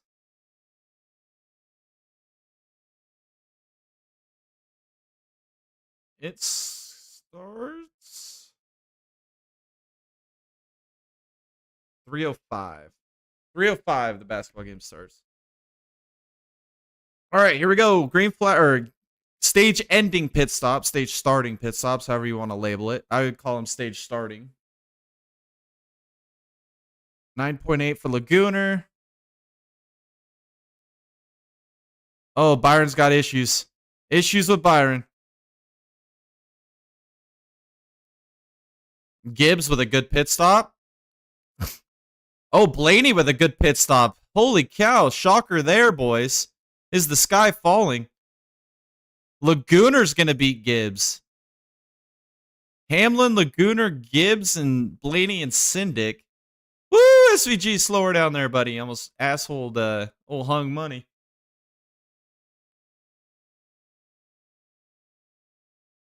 And we're back to commercial as we're going to take another 20 minutes to do this stage break here.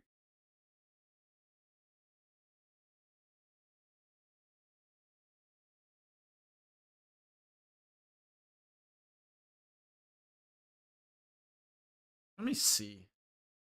I've got a plan. I might be able to pull up the basketball game as well. Let me do this. Let me do this. Let me do this. Might be able to have both the basketball game and the NASCAR race on at the same time here, boys. Let's try it.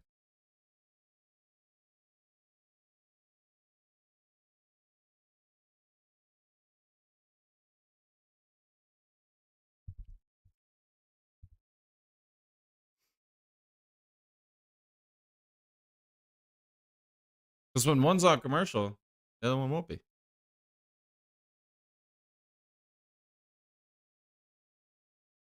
I'm going to have to mute one of them, though. I'll mute this one.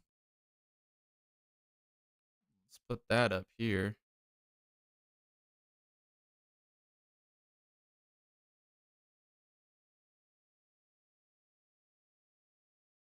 You know what? Let's do this.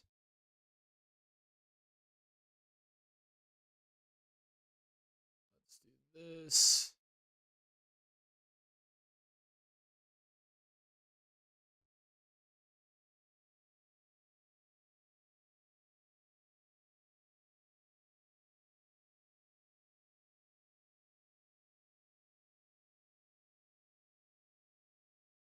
Oh, I can't do that. Can't do that. Webcam goes away.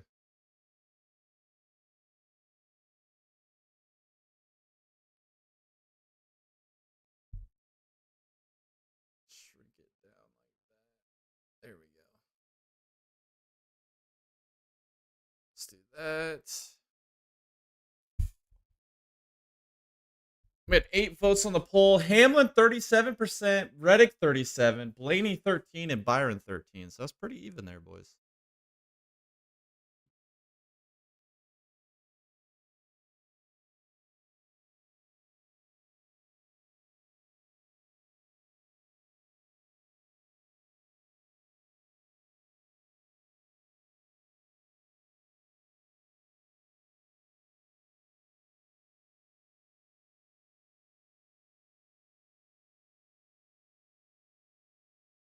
Let's mute that.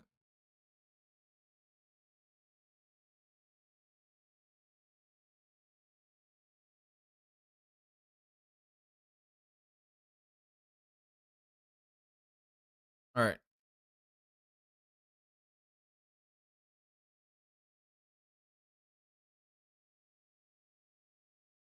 All right. We're good. We got race and basketball game on, both on at the same time. Good plan, multitasking. Yeah. I got basketball game up here, got race right here. OBS stream over here. So we're good. We got everything figured out. Oh, I was thinking about putting the MotoGP on, but I might do that here in a second.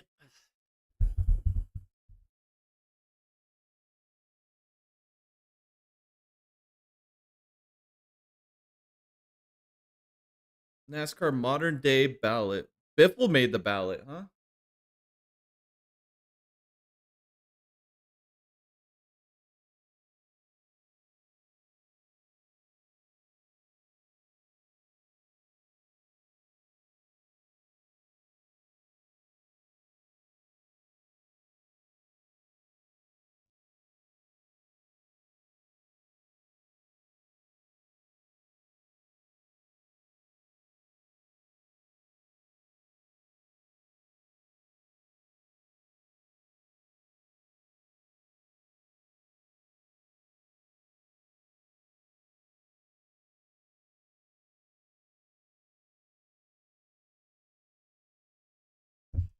All right, we got Hamlin on the inside, Laguna on the outside. We got Gibbs, Sindick, Blaney, Glizzy, Bell, Larson.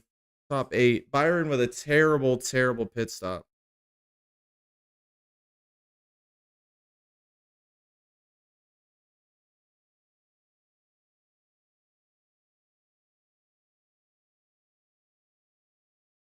And we're about to get the tip off in the Duke Yukon game. Final game of the Elite 8. All right, here we go. Back to green.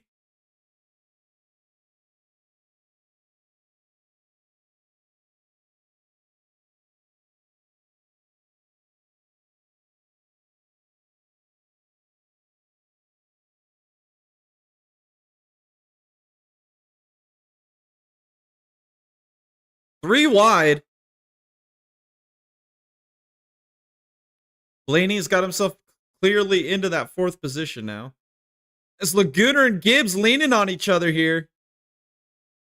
Glizzy and Larson are still side by side back there as well. That's for 6th.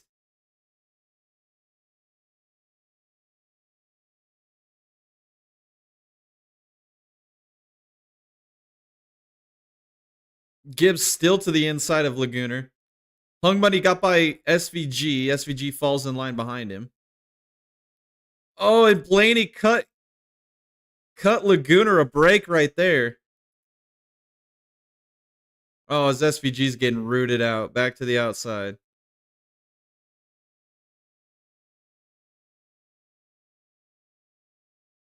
Whoa!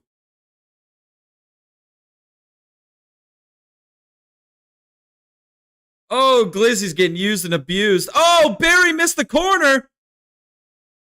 Oh, 3 wide. Glizzy in the middle. Barry to the outside. Elliott to the bottom.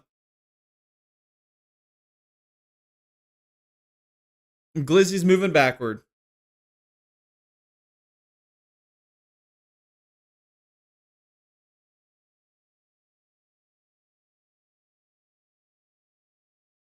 Can he get down in front of Bubba? He does.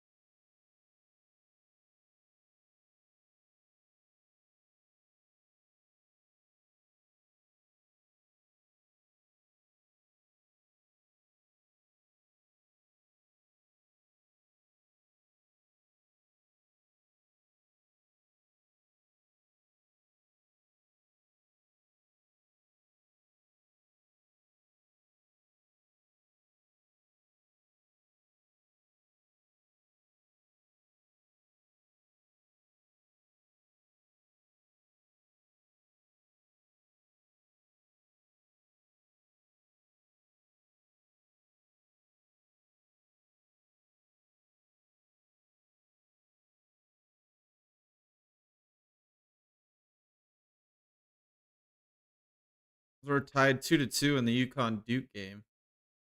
Turnover by Yukon.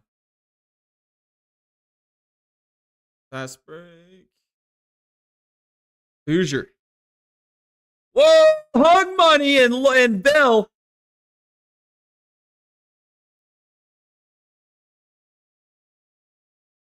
Oh, now Elliott's going to use up Hung Money.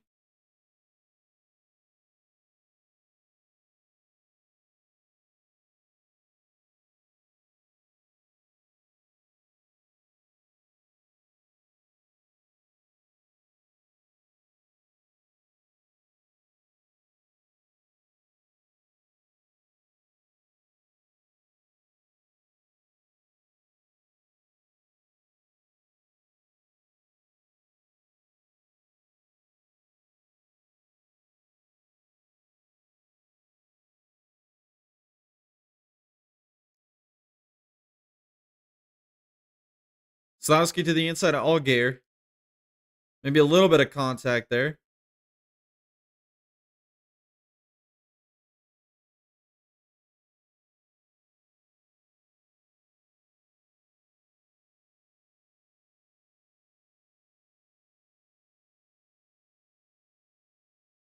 Whoa, contact.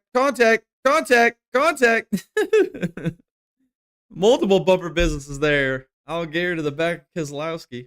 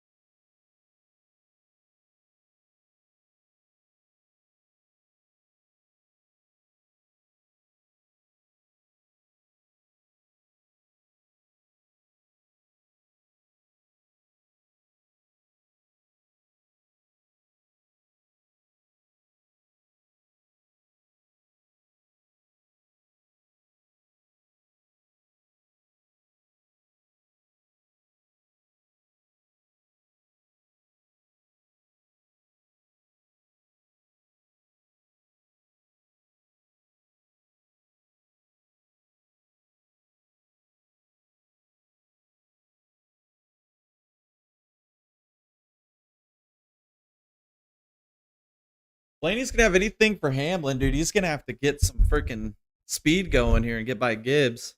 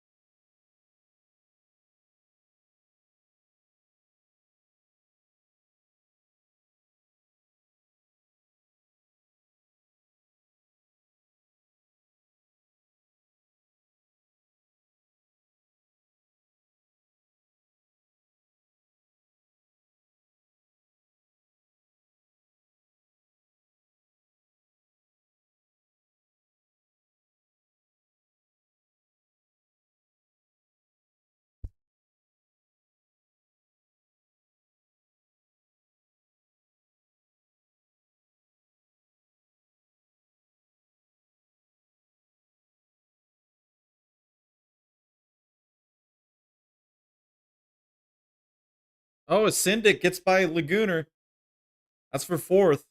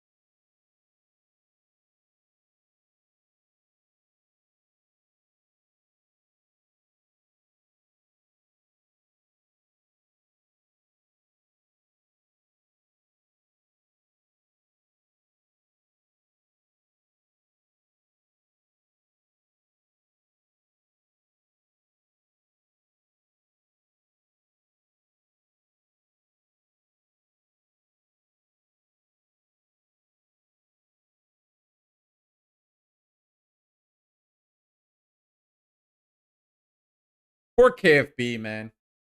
He just can't buy a break, dude. His car is just dog shit slow again. Every week.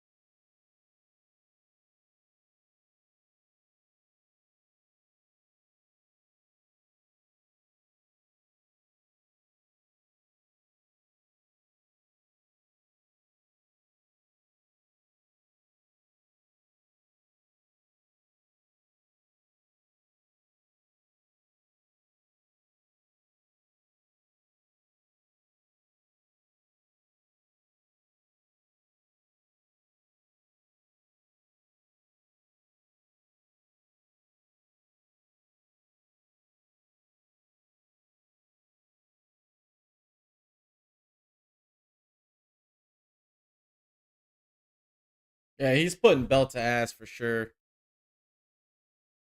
BTA, man. And Blaney is closing that gap to Gibbs a little bit. I hope this stays green. I would love to see a green flag pit cycle at Martinsville. We haven't seen that on a short track in a long time, boys.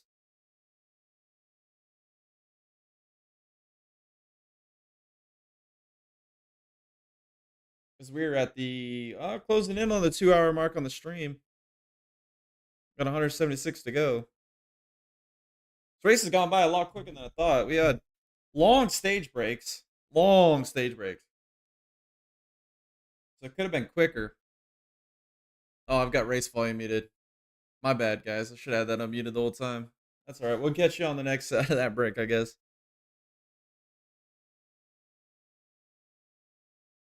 They got both the basketball game and the race both on commercial at the same time. Can't win. You can't win.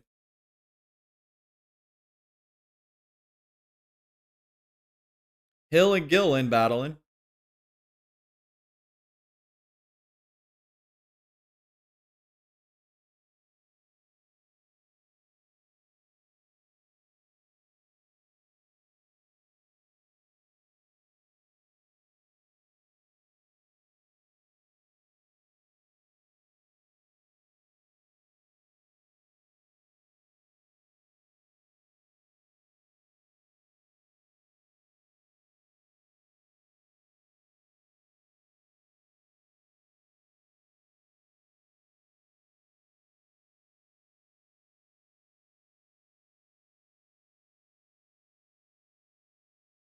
Poor Busher, man. His whole race kind of fell apart.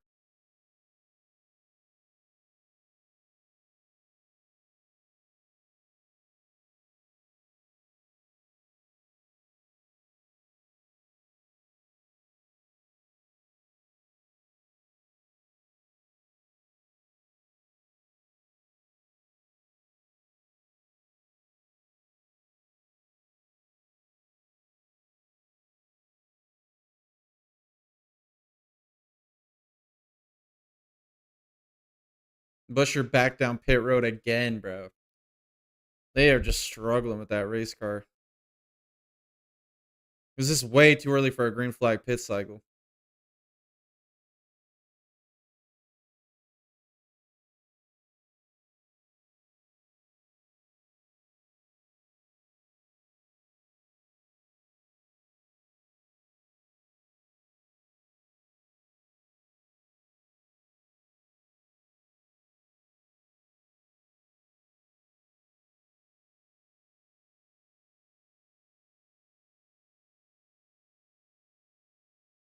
Here, racing. All right, let's unmute this.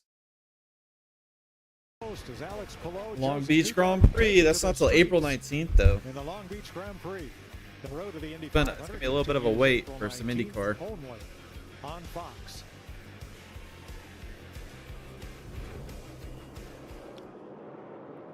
Jamie, the Tyler Reddick pit stop, looking at the video, it looks even more bizarre than Larry described. Well, yeah, Mike, if you're a rodeo fan, this will make sense to you, the word lasso. Now we're going to watch the front changer of Brad Keselowski's car. He steps over the wall and steps through the hose loop of Tyler Reddick's. Oh my God, both hoses were collided. Keselowski's and Reddick's. He can't pull his hose, so it cost him tremendous time. So Brad Keselowski's guy got off. Look like a big old knot in the mirror hoses. Jesus. But it cost Tyler Reddick 8 positions. I guess that's not quite carrying equipment out of the box, since you didn't carry it there, and it wasn't your equipment. A lot of crazy things happen on that pit road. Brad is 18, 13 seconds off the lead, but still on the lead lap. Daniel Suarez is the last car on the lead lap in 23rd. See John Hunter Nemechek on pit road. Chris Buescher also made an unscheduled pit stop and is now 2 laps down. Blaney's drawing a bead on Ty Gibbs. He's just about a car length and a half back as they work traffic here. Yeah, and that gap had kind of stabilized right there, but now they're going through lap Yeah, Blaney is not going to get by Gibbs really here. things can change. I don't think Blaney's got enough to be able to beat Hamlin in this race, man. It looks like it's Hamlin all day. So impressed with how he's handling traffic like an absolute veteran. He's as good as anybody out there in traffic. That car is dangerous fast, 54. Seems we're at the point in the race where nobody has enough grip. Listen into this radio remix.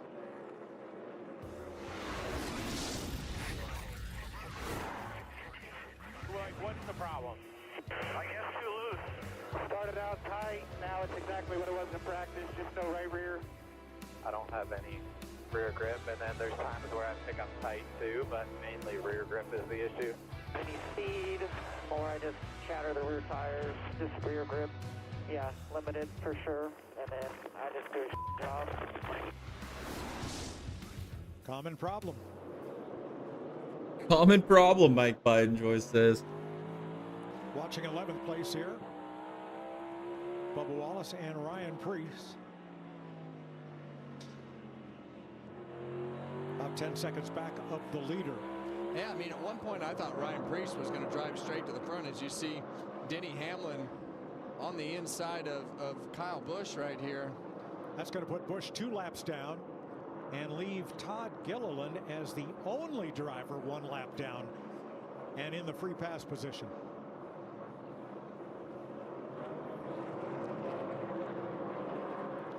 Well, you think about this and how many times we've seen this with Denny Hamlin just being able to run the bottom of the racetrack, in control of the race, and today just looks like so many of those days that we've seen from Denny. Dude, Hamlin is just belt to ass, man. Well, Kevin, that's right. Whooping This the is field probably today. not the update that the competition wants right now. Of course, that last run, Denny's car got just a little bit too tight towards the end of the run. He didn't love that part of it. They were trying to specifically free up the end of the run, and the update from Denny to crew chief Cascale just a moment ago, we fixed the part of the run I want to. It's turning just a little bit better right now. Wow. Bad luck's the only thing that can outrun that car today.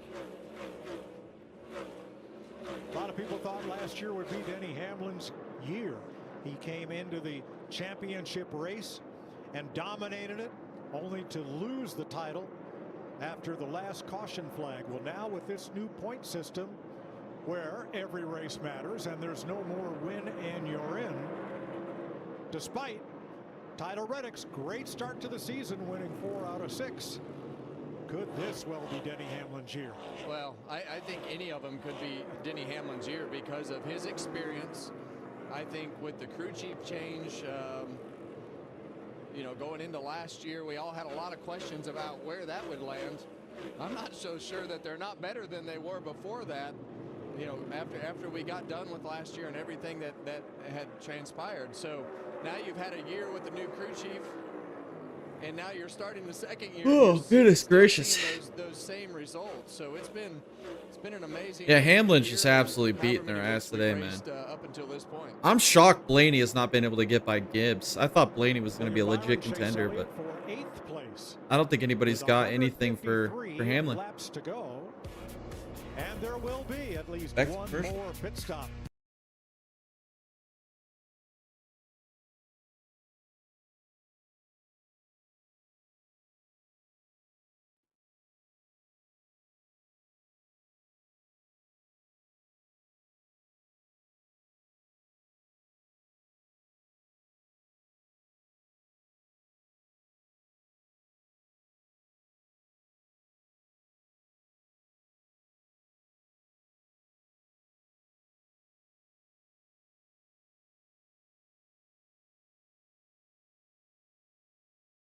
Oh, Nemechek. Oh, 3 wide with Hamlin.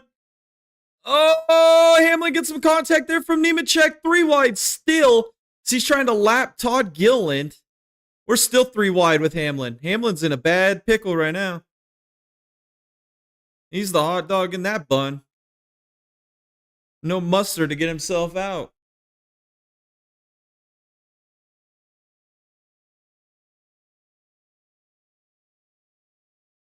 It's going to clear out. So I think Nemechek's on some fresh tires off a pit stop here. 149 laps to go. We're going to probably have our final pit stop in the next 40 laps or so. And they should be good to go to the end.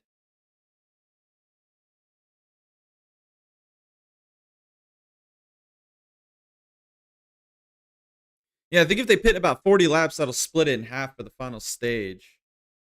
I don't know if they're going to go further or earlier than that. I don't really know what the fuel mileage is looking like here. Hard for me to believe we won't get more cautions. It's NASCAR at Martinsville. I'd be shocked if we didn't have more cautions. I would like to see green flag pit stops, but that's like dreaming in one hand and bad luck in the other. What's going to happen? More bad luck. Priest is just beating the back bumper of old Bubba up.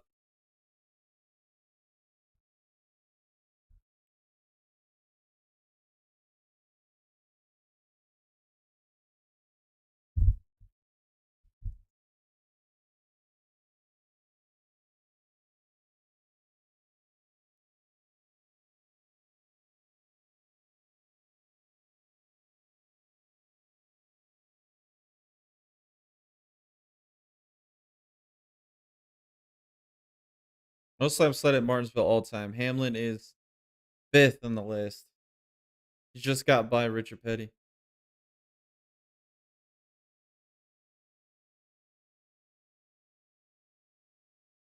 Jeff Gordon's got 3,779 laps led, man, at Martinsville. That's crazy.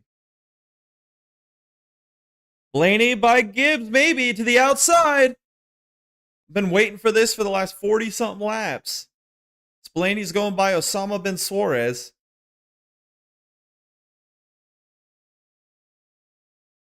And Blaney into P2.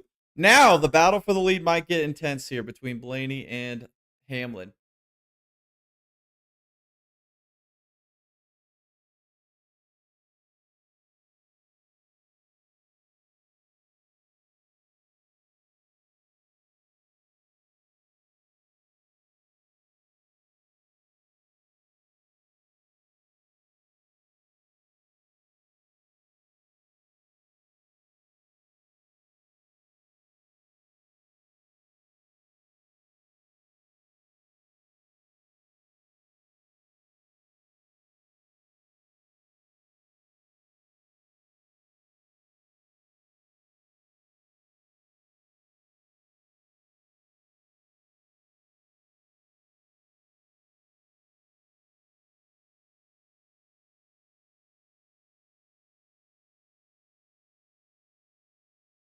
Yeah, I don't think he got much tire left.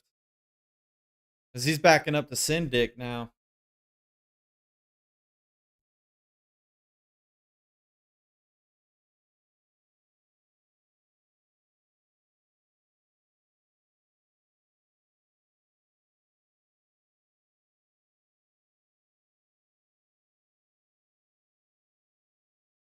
Elliott down pit road.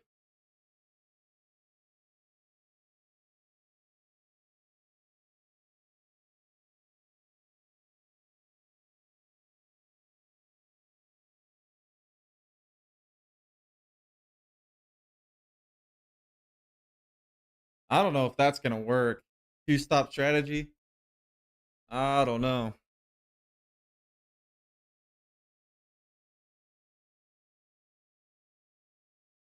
The window's open to make it to the end, on fuel at least, but tires are going to be a problem. We are seeing some fall off. Lap times have slowed down quite a bit.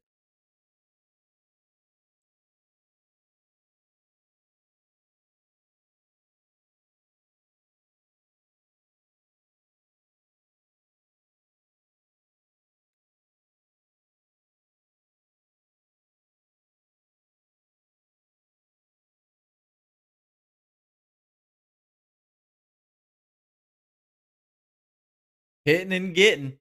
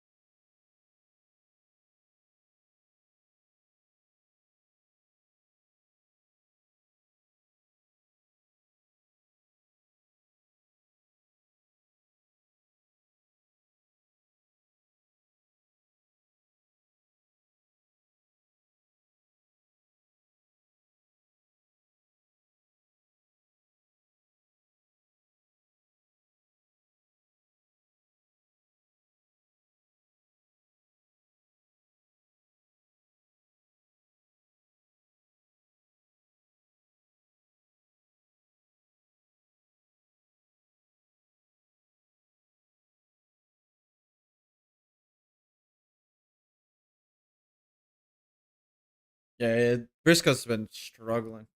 We got boys getting ready to do pit stops here. Laguna's team's getting ready. Gibbs' team's getting ready. Lane. Oh, here comes Glizzy.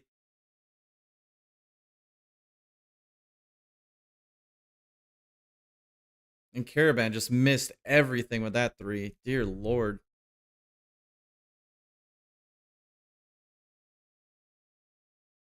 And Silas Demaray just looked like a dumbass with that one. Turns it over.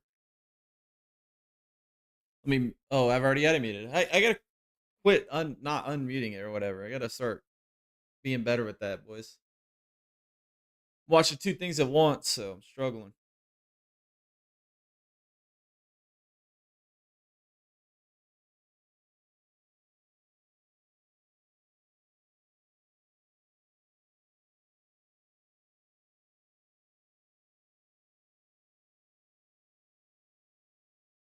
Oh, Duke's playing Caleb Foster. I didn't know he's back from his injury yet.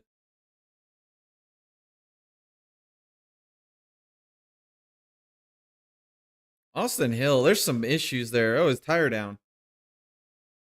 Oh, he's broke. Then we got the wheel. What the fuck is going on there?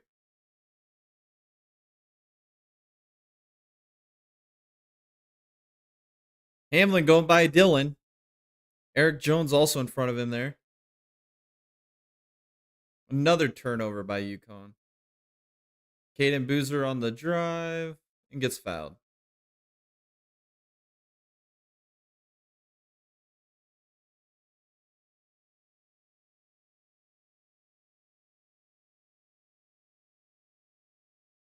What a block. Cameron Boozer.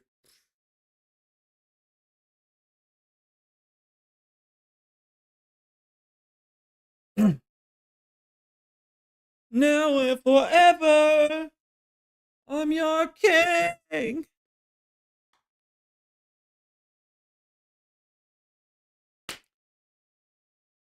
Well, at the rate this race is going, man, I might be able to shoot my lawnmower today. This is nice.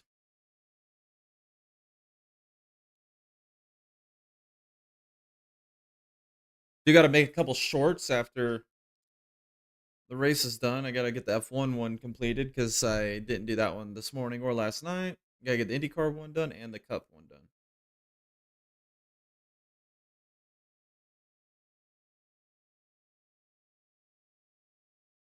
We have the meats. All right, we're back for commercial. It's unmuted.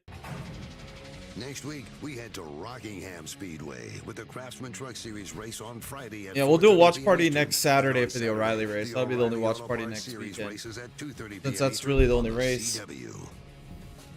Now, besides Martinsville, Rockingham is the other NASCAR track with a train track right alongside. And if you want to go to Rockingham from Raleigh, you can take the train on Saturday. It'll stop in Cary, it'll stop in Southern Pines, take you right to the racetrack, take you back again after the race. That's pretty cool. Now, Austin Hill, you saw in our side-by-side coverage, he had a loose wheel. He did not lose the wheel. He came and got it replaced. You see it come off there on the front straightaway. The nut, not the wheel. There it the is. Center locking nut. Roll off. There it is. And it's rolling down the front straightaway, completes the lap, and over against the wall out of harm's way. So we continue under green with 121 laps to go.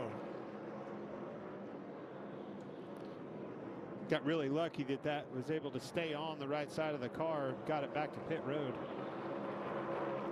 And for whatever reason, today's race has just had that green flag.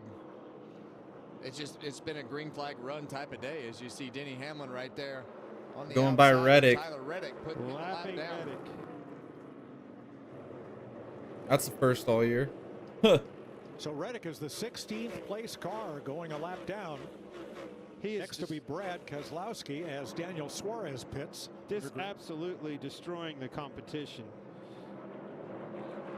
Denny Hamlin. I mean, we're looking at lapping 15th next.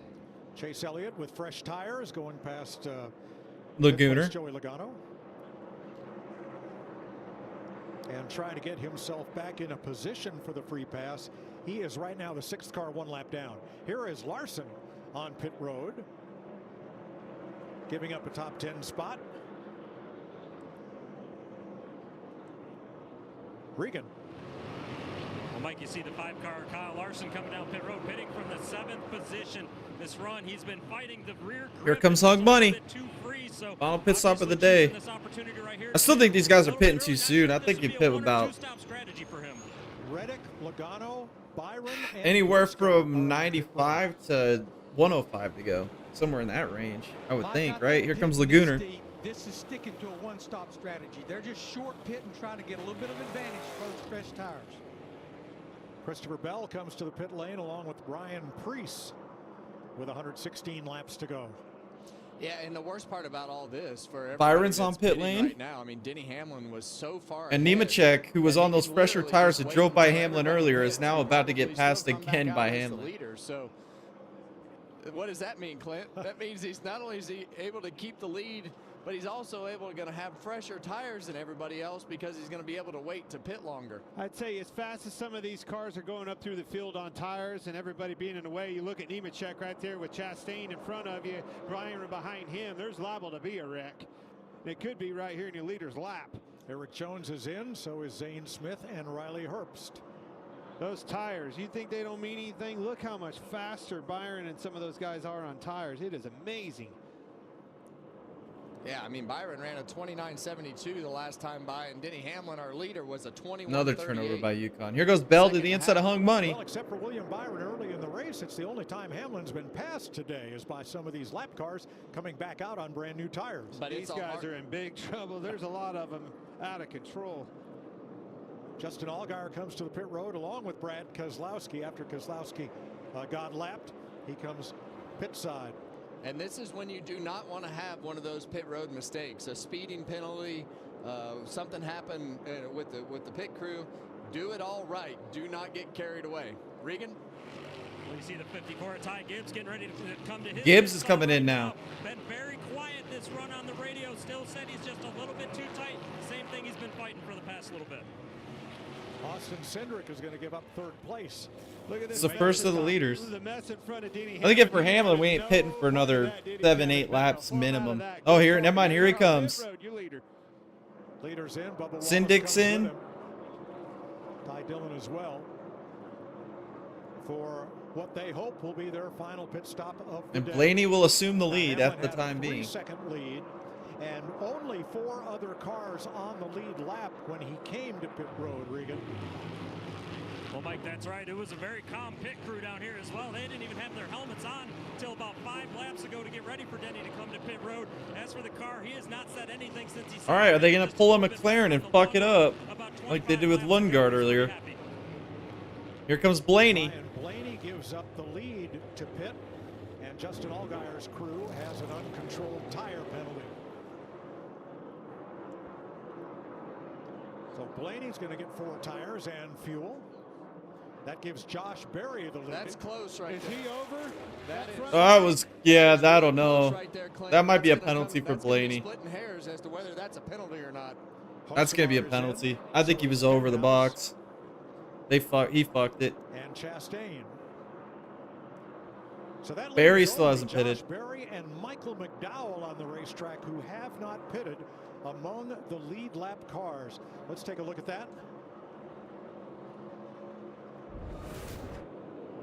Oh, so close. Oh, that white line is man, is he too is far. in. He's in. On that white line is a penalty. So Blaney's good right there, but he had to come around the 8 car in order to get in his pit and wound up deep in his box right there. Our vantage point. All right, here comes Barry. That's going to hand the lead over to Elliott for now. Glizzy 2, Hamlin 3. So Elliott and Glizzy were able to leap the leaders through that pit cycle. Cars on old tires all around the racetrack. But they've got way older tires. Has made that stop. Chase Elliott was the first to pit at lap 261. He cycles through to the lead. Then Shane Van Gisbergen, who pitted at lap 268. And then Denny Hamlin, who didn't pit until lap 290. 29 laps later, Mike, which means those tires are 29 laps newer. And right now he's about. That's going to make a difference. Almost 6 seconds. This is what I wanted to see was somebody on older tires with a decent car versus someone on new tires with a good car. We're going to see how fast Hamlin can move here. Through to the lead, but can he hold it with Hamlin just 4 seconds back on way fresher tires, as you said?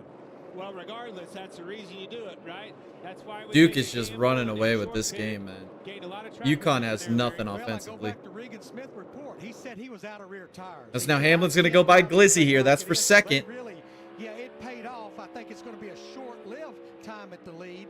But Whoa, is that a host into the inside? Well, I don't know if it was necessarily to win the race from there on that particular gamble, but certainly to gain a lot of track position that we needed. Well, you're giving yourself a chance. If the caution comes out, you're going to have the track position, and I like that gamble. You go 8, 10, 15 laps. I mean, everybody's going to come down on pit road. And now just 13 cars on the lead lap.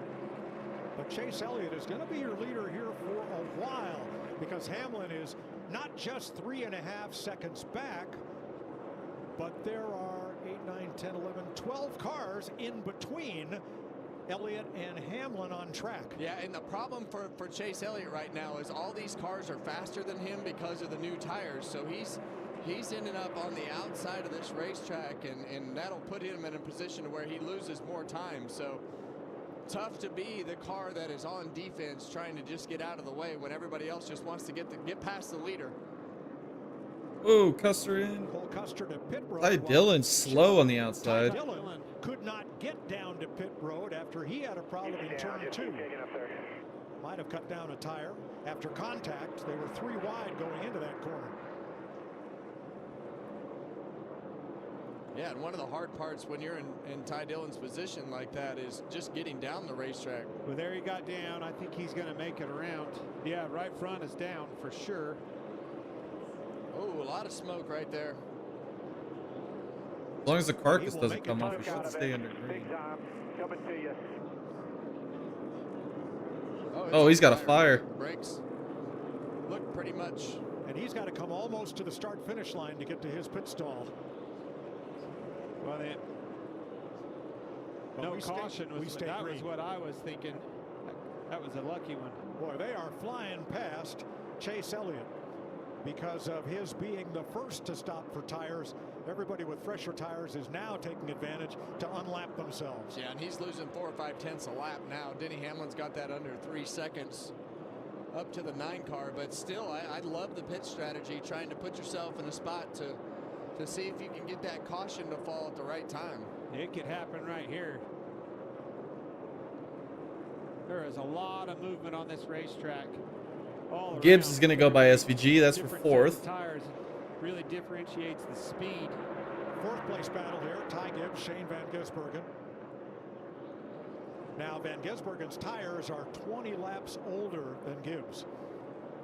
Great day for that 97.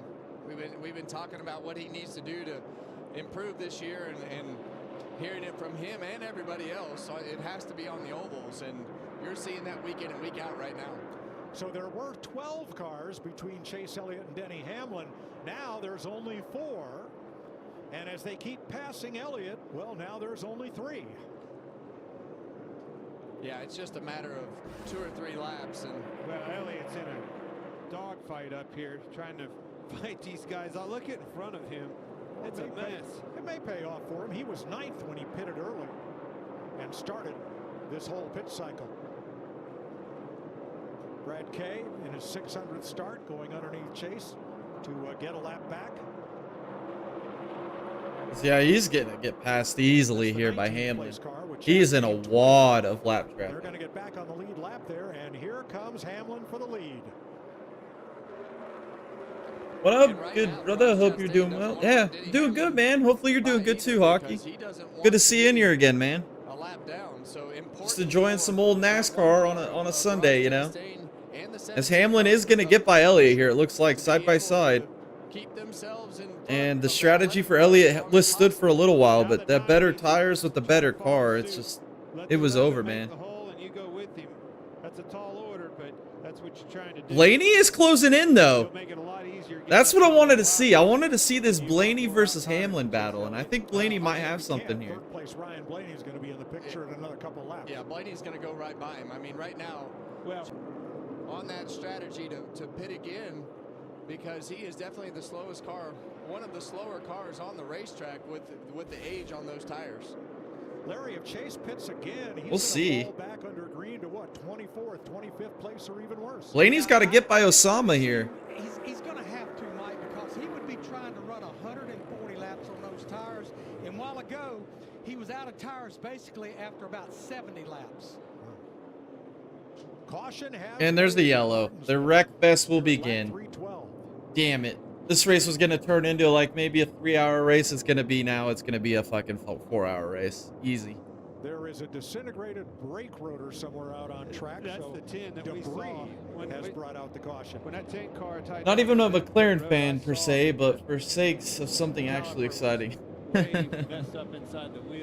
don't know. The race has been pretty good, man. I've not really thought this race is that bad. I've kind of enjoyed it. wins the free pass. What I don't want to see is I don't want to see us go into 18 more cautions and this race turn into yesterday's race where we have red flags and 85 restarts and missed shifts and fucking running each other over and a demolition derby. I don't want to see that. Exactly what I wanted to see this race kind of go green to the end here and see how it played out. With 88 to go, we know Chase Elliott will likely come in for tires. Who else? Yeah, and Kevin, after 2.5 years, has brainwashed me. I'm bringing you to pit road and get 4 tires, but I can almost guarantee somebody's going to try something here. We may see somebody try right sides only. Follow the leader, you're going to follow the leader all day long. We still got a long way to go, though. Somebody's going to try something here. Well, this is when these races start to get crazy. You get guys that try that strategy. I hope it doesn't get crazy. And put 2 tires on. I don't want to be here for 4 more hours watching caution after caution after caution.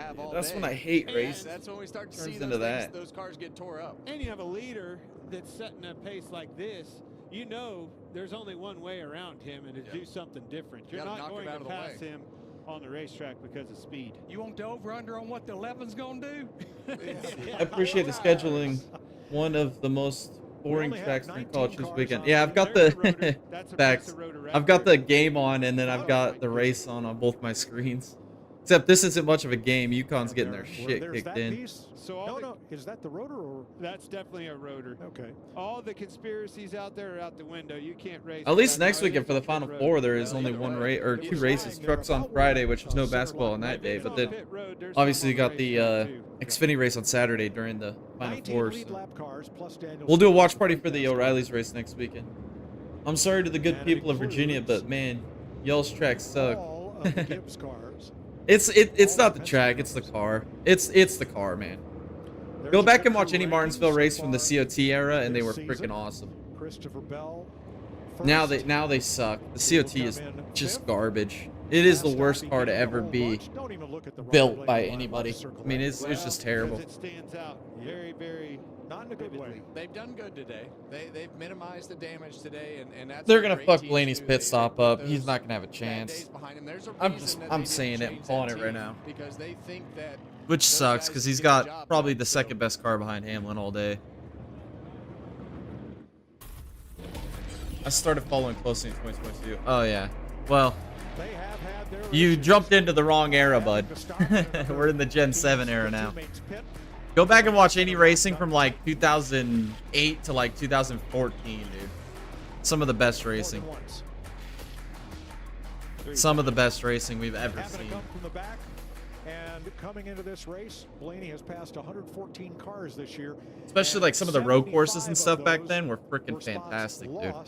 Absolutely fantastic. Way too long pit stops. Now it's just the racing's all the same, dude. You have just the same car. It's all copy and paste. Drivers can't really showcase their talent. Setup and engineering has gotten too in depth. We got Jesus Stone tires most weekends. They got low horsepower. Just not as good as what it was. We used to have them big heavy cars with little skinny tires on them with 950 horsepower. Those were some damn good races back in the day. All these big teams have pit stop departments, right? They weren't as aero dependent. They had old school style chassis setups and suspension where you had big old sway bars and big old rear track bars and coil spring or leaf springs coil springs all the way around. Now we got these actuators and it's independent rear suspension, sequential shifters, low horsepower, big aero body underneath with the big old underbody and then the big old diffusers. Yeah. Not as good as it used to be, that's for sure.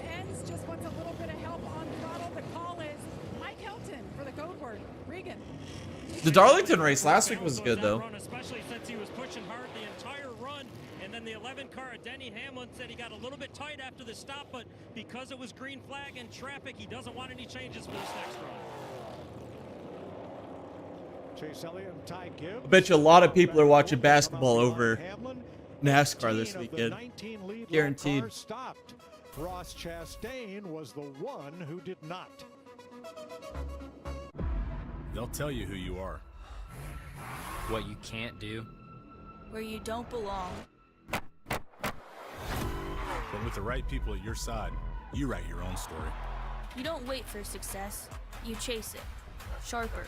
Go tougher, check my laundry. I'll be back in a with minute. every lap. You're right. It must be the car because it's like the 1.5s I look forward to the most. Oh, the mile and a half.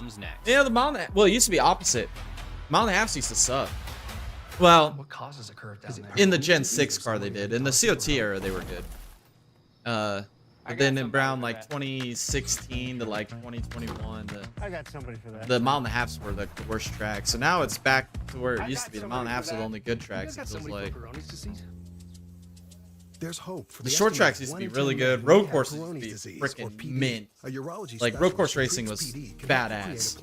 I'll be right back. Non-surgical options. Find somebody today at goGetSomebody.com.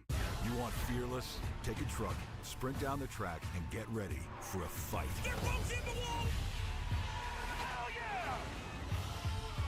Earn 125,000 points and experience more with Chase Sapphire Reserve.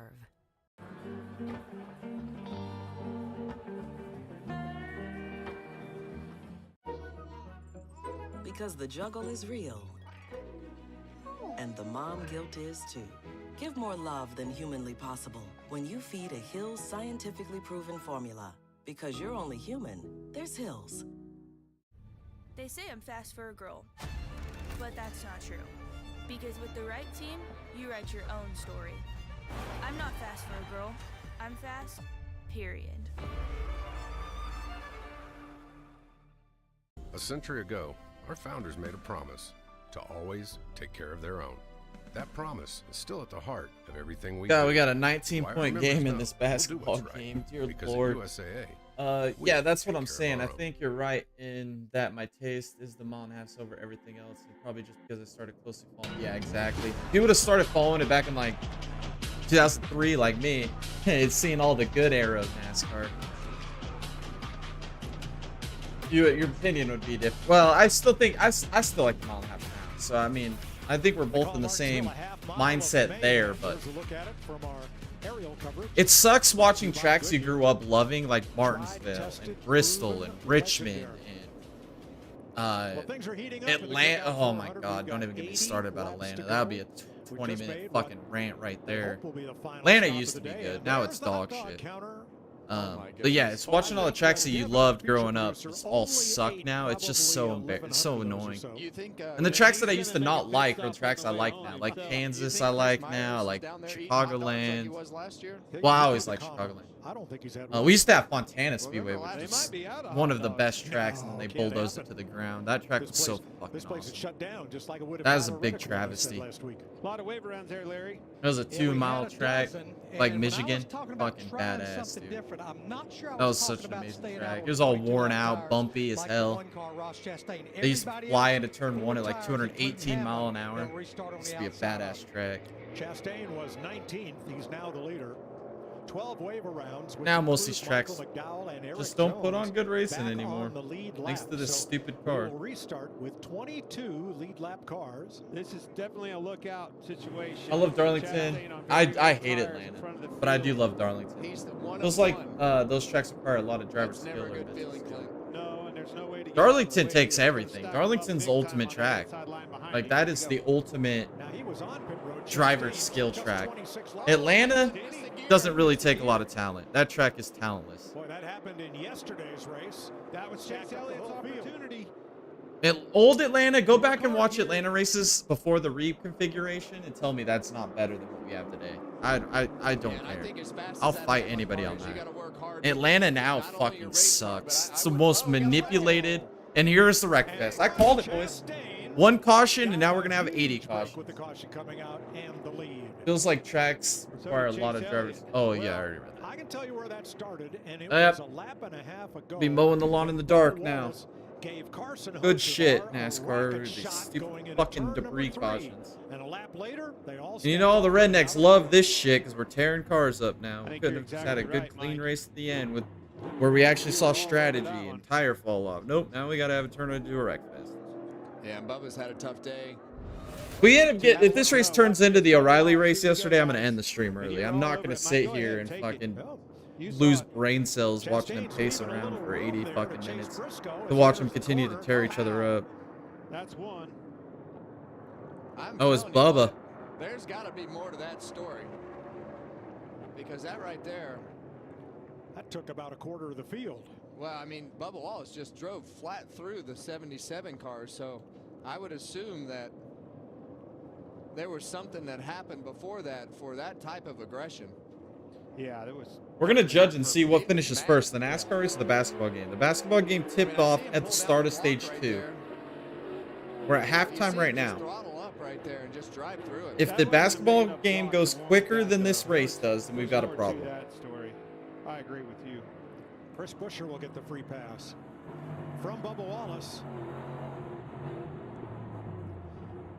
Yeah, I'm sorry, man. That's a wrap for me. I feel you, dude. I feel you, bud. My guy taken out by host bar terrorism. Well, he was off the Who are you a fan of? after he was in the throttle. I'm trying to think who got. Right here, he's Look like Bubba wiped out host in there. see him just continuously, and then he gets out of the throttle right here to try to get off of him. But man, that Old Zilly, he got wrapped up into it, man. Zilly's got a rough start to the year. All right, what did the Hurricane? Oh, you must be a Bubba fan. I don't know, man. I think that was more Bubba's fault than Hostin's on that one. How's your wheel? My wheel's fine. I got destroyed. fair assessment. I concur. He's back to 19th. And look, I mean, we give. And he was top 10. Yeah. Bubba had a tough race. I had him on my fantasy lineup too, man. You know that. It's too late to change it now because we're into stage 3. Before that, his the aggression, dude. What happened is exactly correct. No, Bubba had a rough race, dude. Every time they showed him on cam, he was getting passed by somebody. I don't know what they did with the setup on that car, but it was not good. Love your plugins but wish you had more scent control? Meet the Febreze Plug Scent Boost.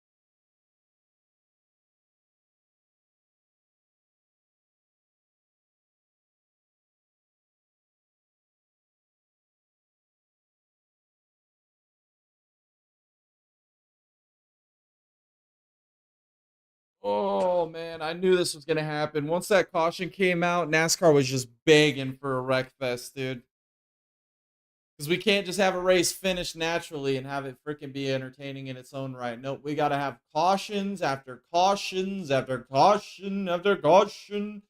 Sitting there watching the pace car lap them around 20 laps at a time as freaking slow as we possibly can with 18 commercial breaks in between.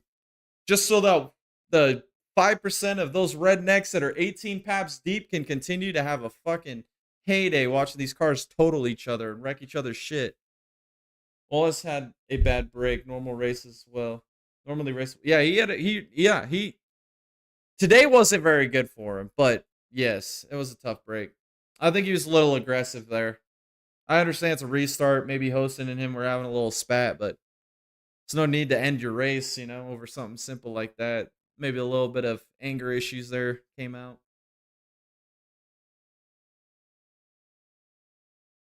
That's how it be. That's Denny Hamlin was like, that is okay, razor. Oh, dear Lord.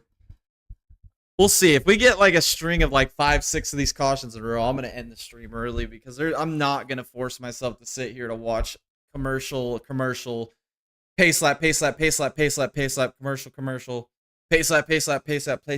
commercial. I'm not doing that. I know that the drunk rednecks like it because it gives them time to go to the frickin' fridge and get more beer and hit their sister wife, But not me. I don't like that. I want to see a race, not a demolition derby.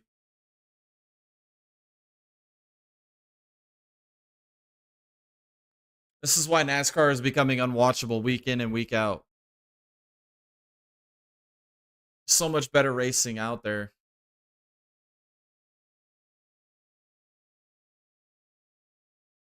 Oh, I'm not even live on the basketball game. What the hell happened?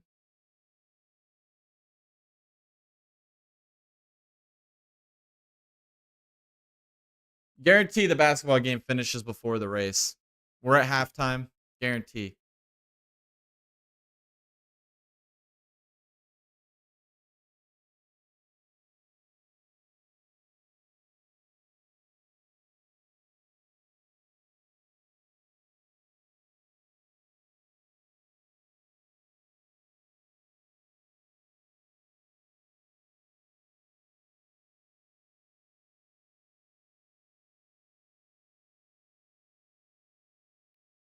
Husafar forced him up 3 wide the previous turn. Yeah, I saw that.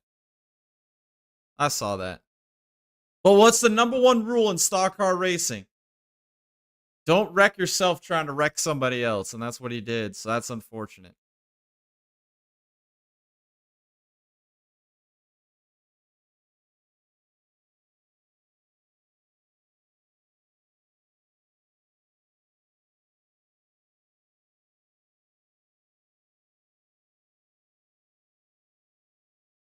All right, we're going back to green. Chassis Stain looking to steal a race win. I doubt it happens, but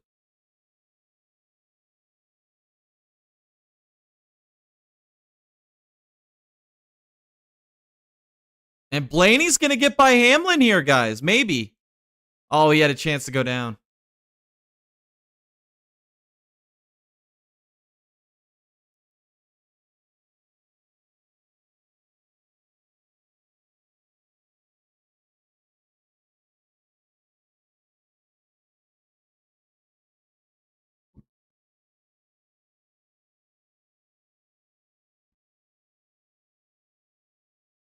Chassis Stain is going to get cleared here. Oh, no, it's not over yet. Chassis Stain don't give up.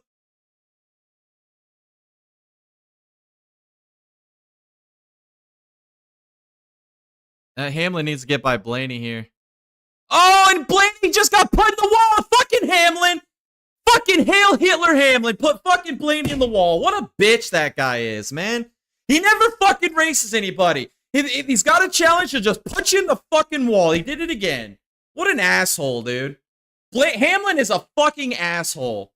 He is the most fucking piece of shit, garbage human being, dude. This is why I can't fucking stand that guy. Can't fucking stand him. What a piece of shit that guy is. Did it again. Put fucking Blaney in the wall.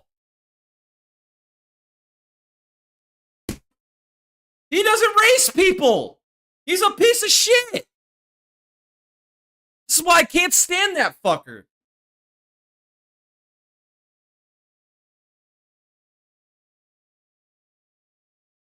God, I hope Blaney can get back up there and just put fucking Hamlin in the wall. What a pussy that guy is. Absolute fucking pussy. Oh, Hamlin, I just want to race. I just like racing people, man. You never fucking race a soul. You've never raced a soul. Somebody races you hard, your only fucking option is I gotta put him in the wall. Because you can't fucking beat him heads up because you're a bitch. Fuck Hamlin, dude. What a fucking loser. Absolute fucking loser, man. Absolute zero. Piss me off real quick.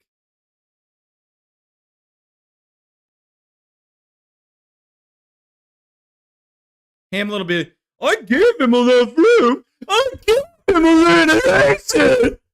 What kind of lane did you give him, motherfucker? Look at you. Just put him in the wall.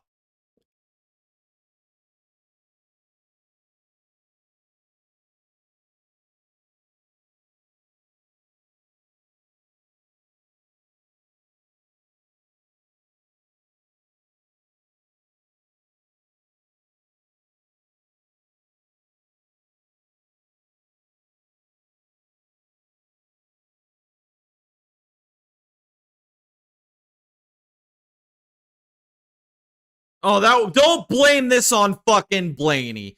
It's not Blaney's fault one bit. Blaney's to the outside. Hamlin came up and fucking put him in the wall. Don't even try to deflect blame on this, motherfuckers. Fucking Harvick, Boyer, you guys are a bunch of morons.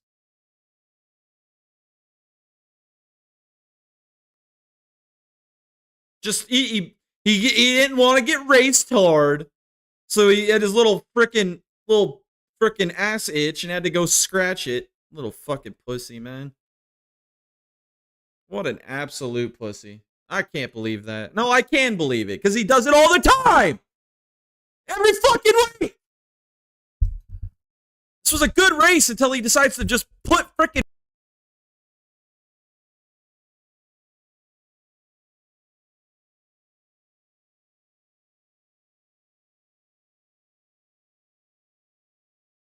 What a loser, man.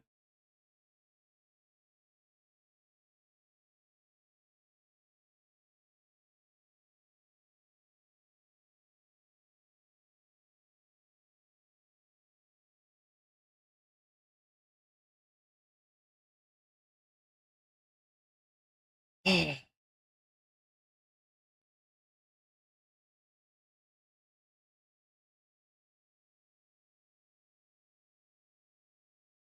don't want Hamlin to win this race now. What a fucking loser that guy is.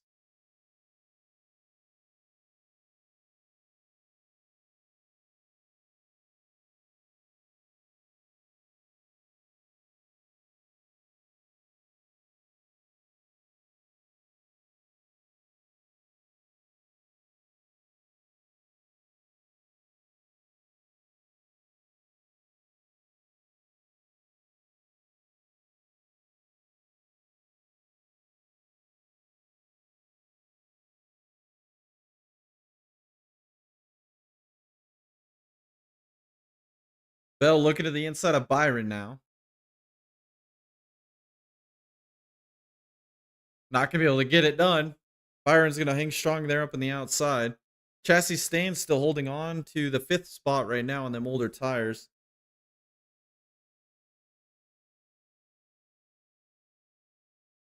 Whoa, Chassis Stain's slow on entry, man. That car is not handling well.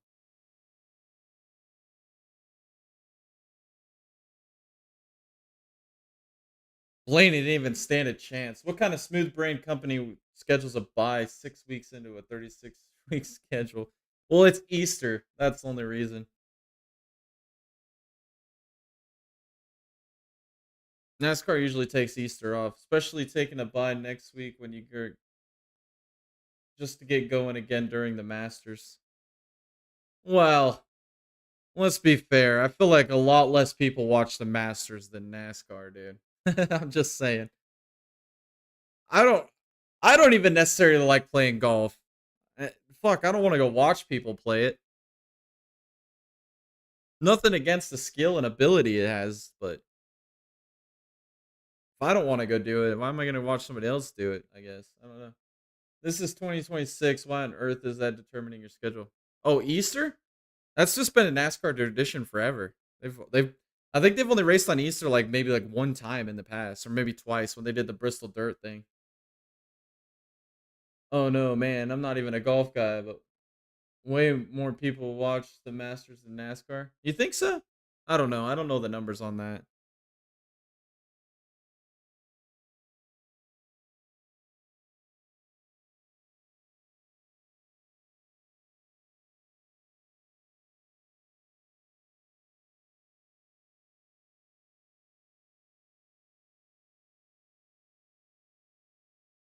I mean, it doesn't really matter what NASCAR does. There's always going to be competition. You know, doesn't matter what's on. You just why you got to kind of pick and choose what you want to watch.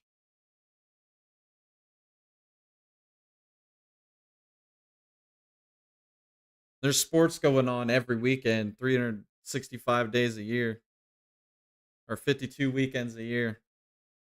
Just is what it is.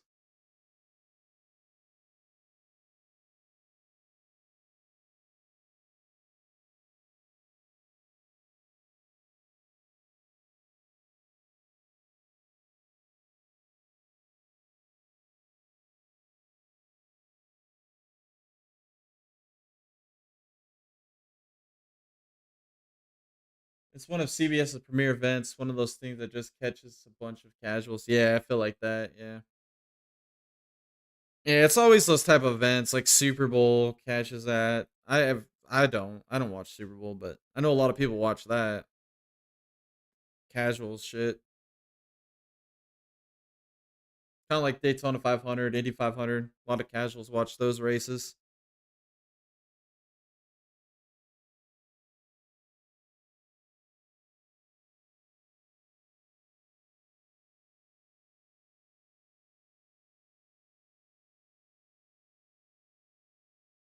.42 to go. Elliott is gapping Hamlin. Hamlin doesn't deserve to win after what he did to Blaney.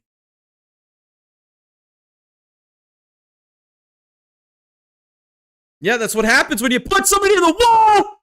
You fuck your own car up, you piece of shit. You reap what you sow, you loser. Fucking deal with it. That's why nobody fucking likes you. Because you've done this shit your entire career. You fucking hack.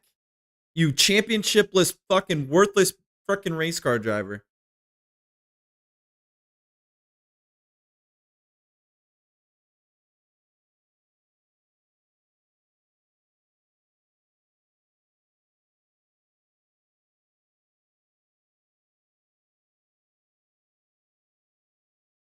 Enjoy the rest of this, man, my man. Yeah, you too, man. It's good seeing you again, Hockey. Hopefully we'll see you again next weekend with some more watch parties. It's good chatting with you, dude.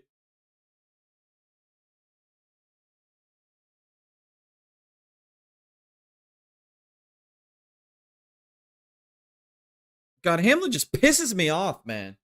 I can't stand that guy. So glad he's struggling right now. And I don't even like Elliott. I honestly hate Elliott. I can't stand the guy. But I want him to win over Hamlin. I want him to win over Hamlin. After what Hamlin did to Blaney was just absolute chicken shit. You reap what you sow.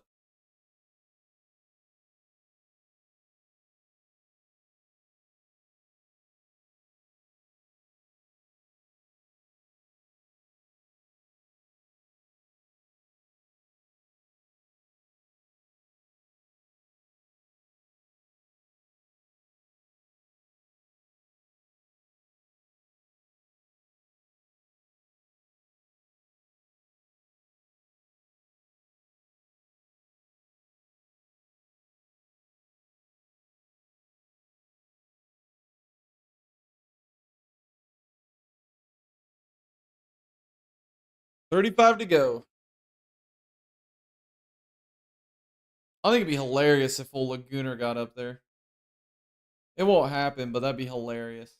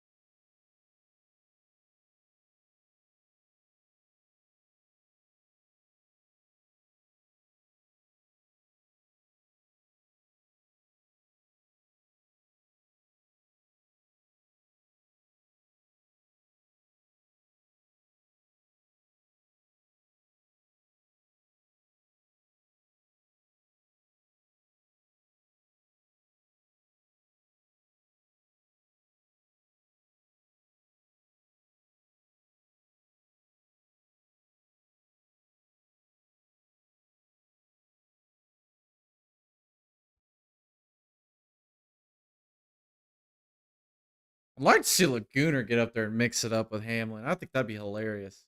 And then put his ass in the wall.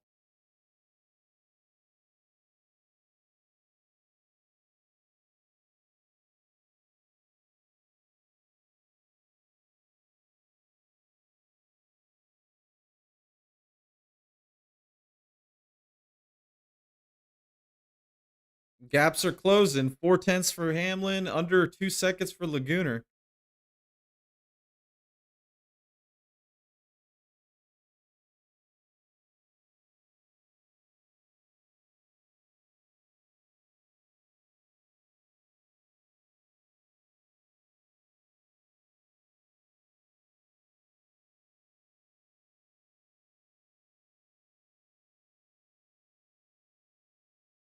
Old Roundhouse.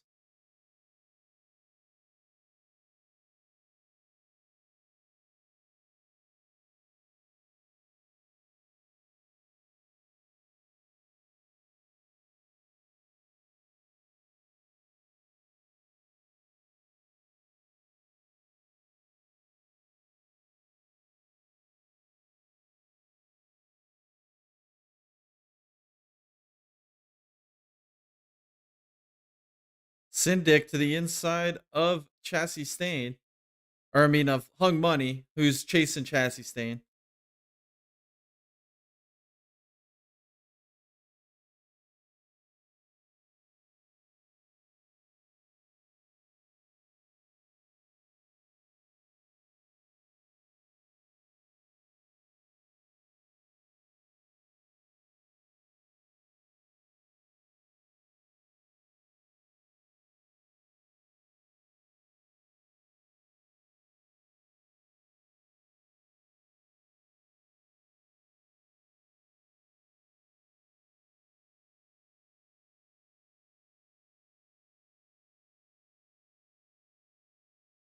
Blaney gonna try and get back by Bell here.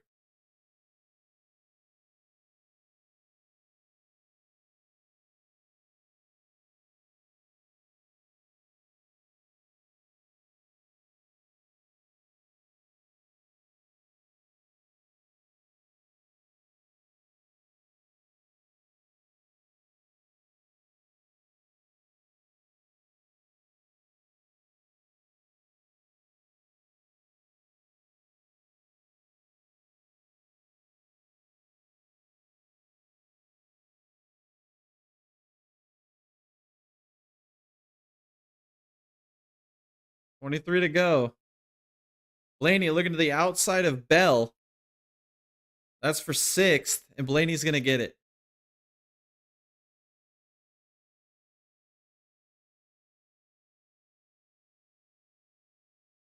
$22 to go.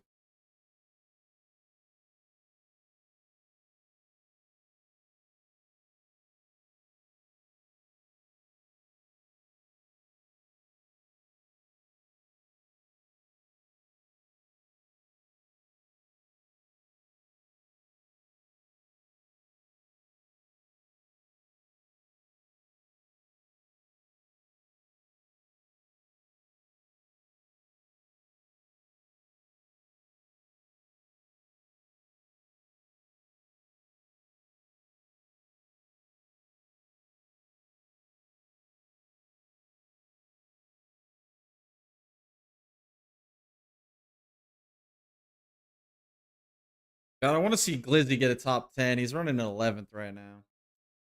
Got to get by Barry.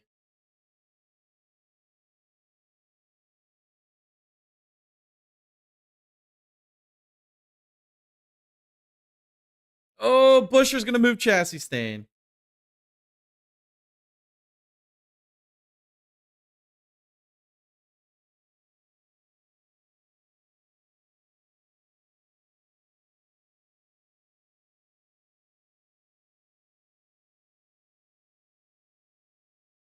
Elliott to the inside of Busher.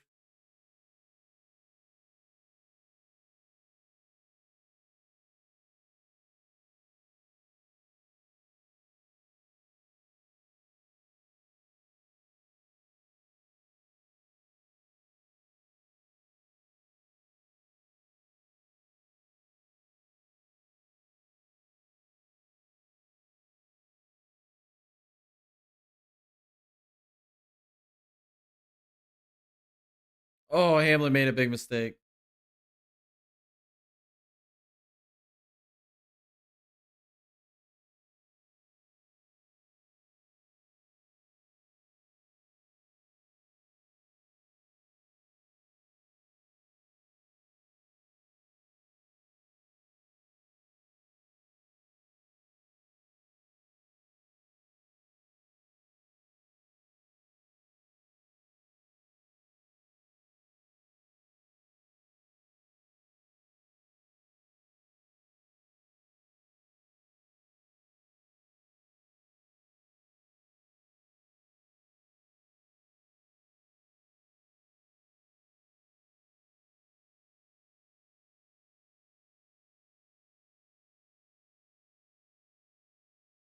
I think Elliott's got this, dude. Thank God Hamlin choked this fucking race after him being a complete douchebag. Bullies can't win, bro. They can't win. Can't let them.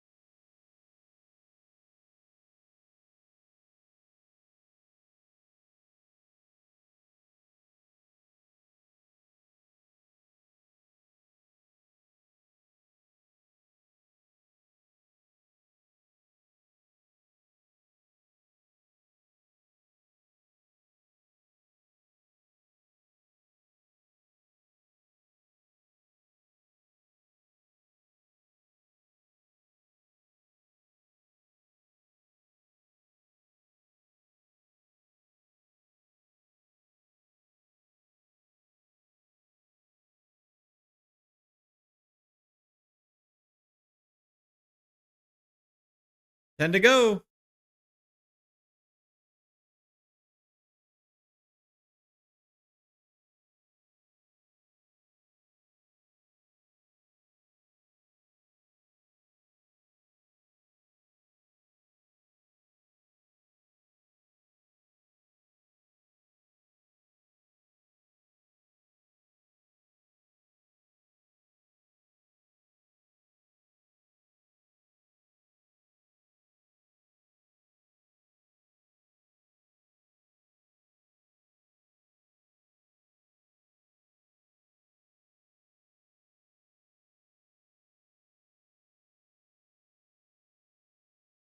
Red Dick going by Chassis Stain, 8 to go. Chassis Stain's going to net about where he was running after this strategy.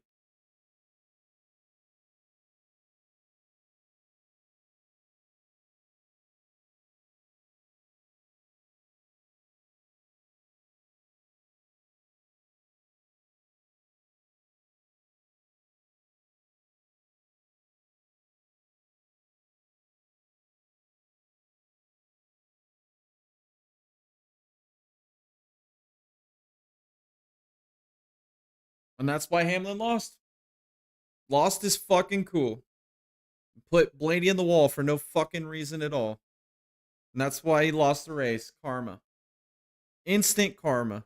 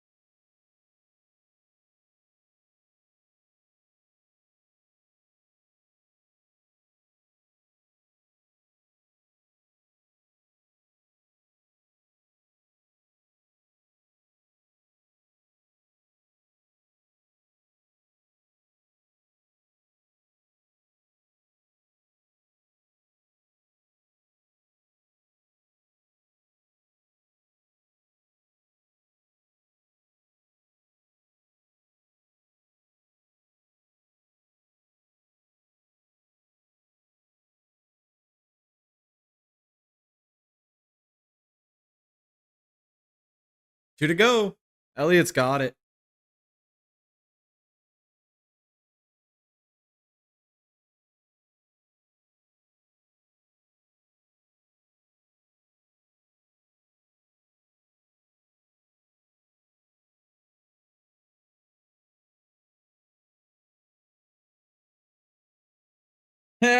Hamlin sucks. Hamlin's a bitch. Hamlin gives handies behind the Jack in the Box. That's what you get for being a bitch. You fucking lose. Put somebody in the wall and you're fucking gone. Goodbye, Dickie Hamlin.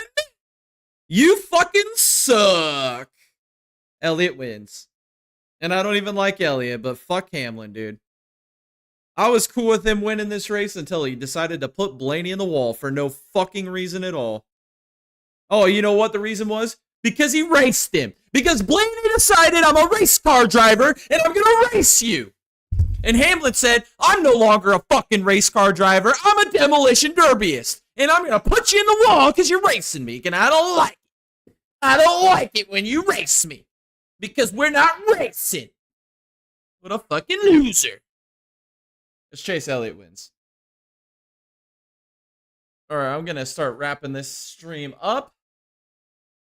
I'm going to get some shorts worked on. Got to get some yard work done today before it gets dark. And it was a good race until it wasn't. And then it became good again. All right, thank you guys so much for tuning in. Doubleheader watch party. We did IndyCar this morning, NASCAR in the afternoon.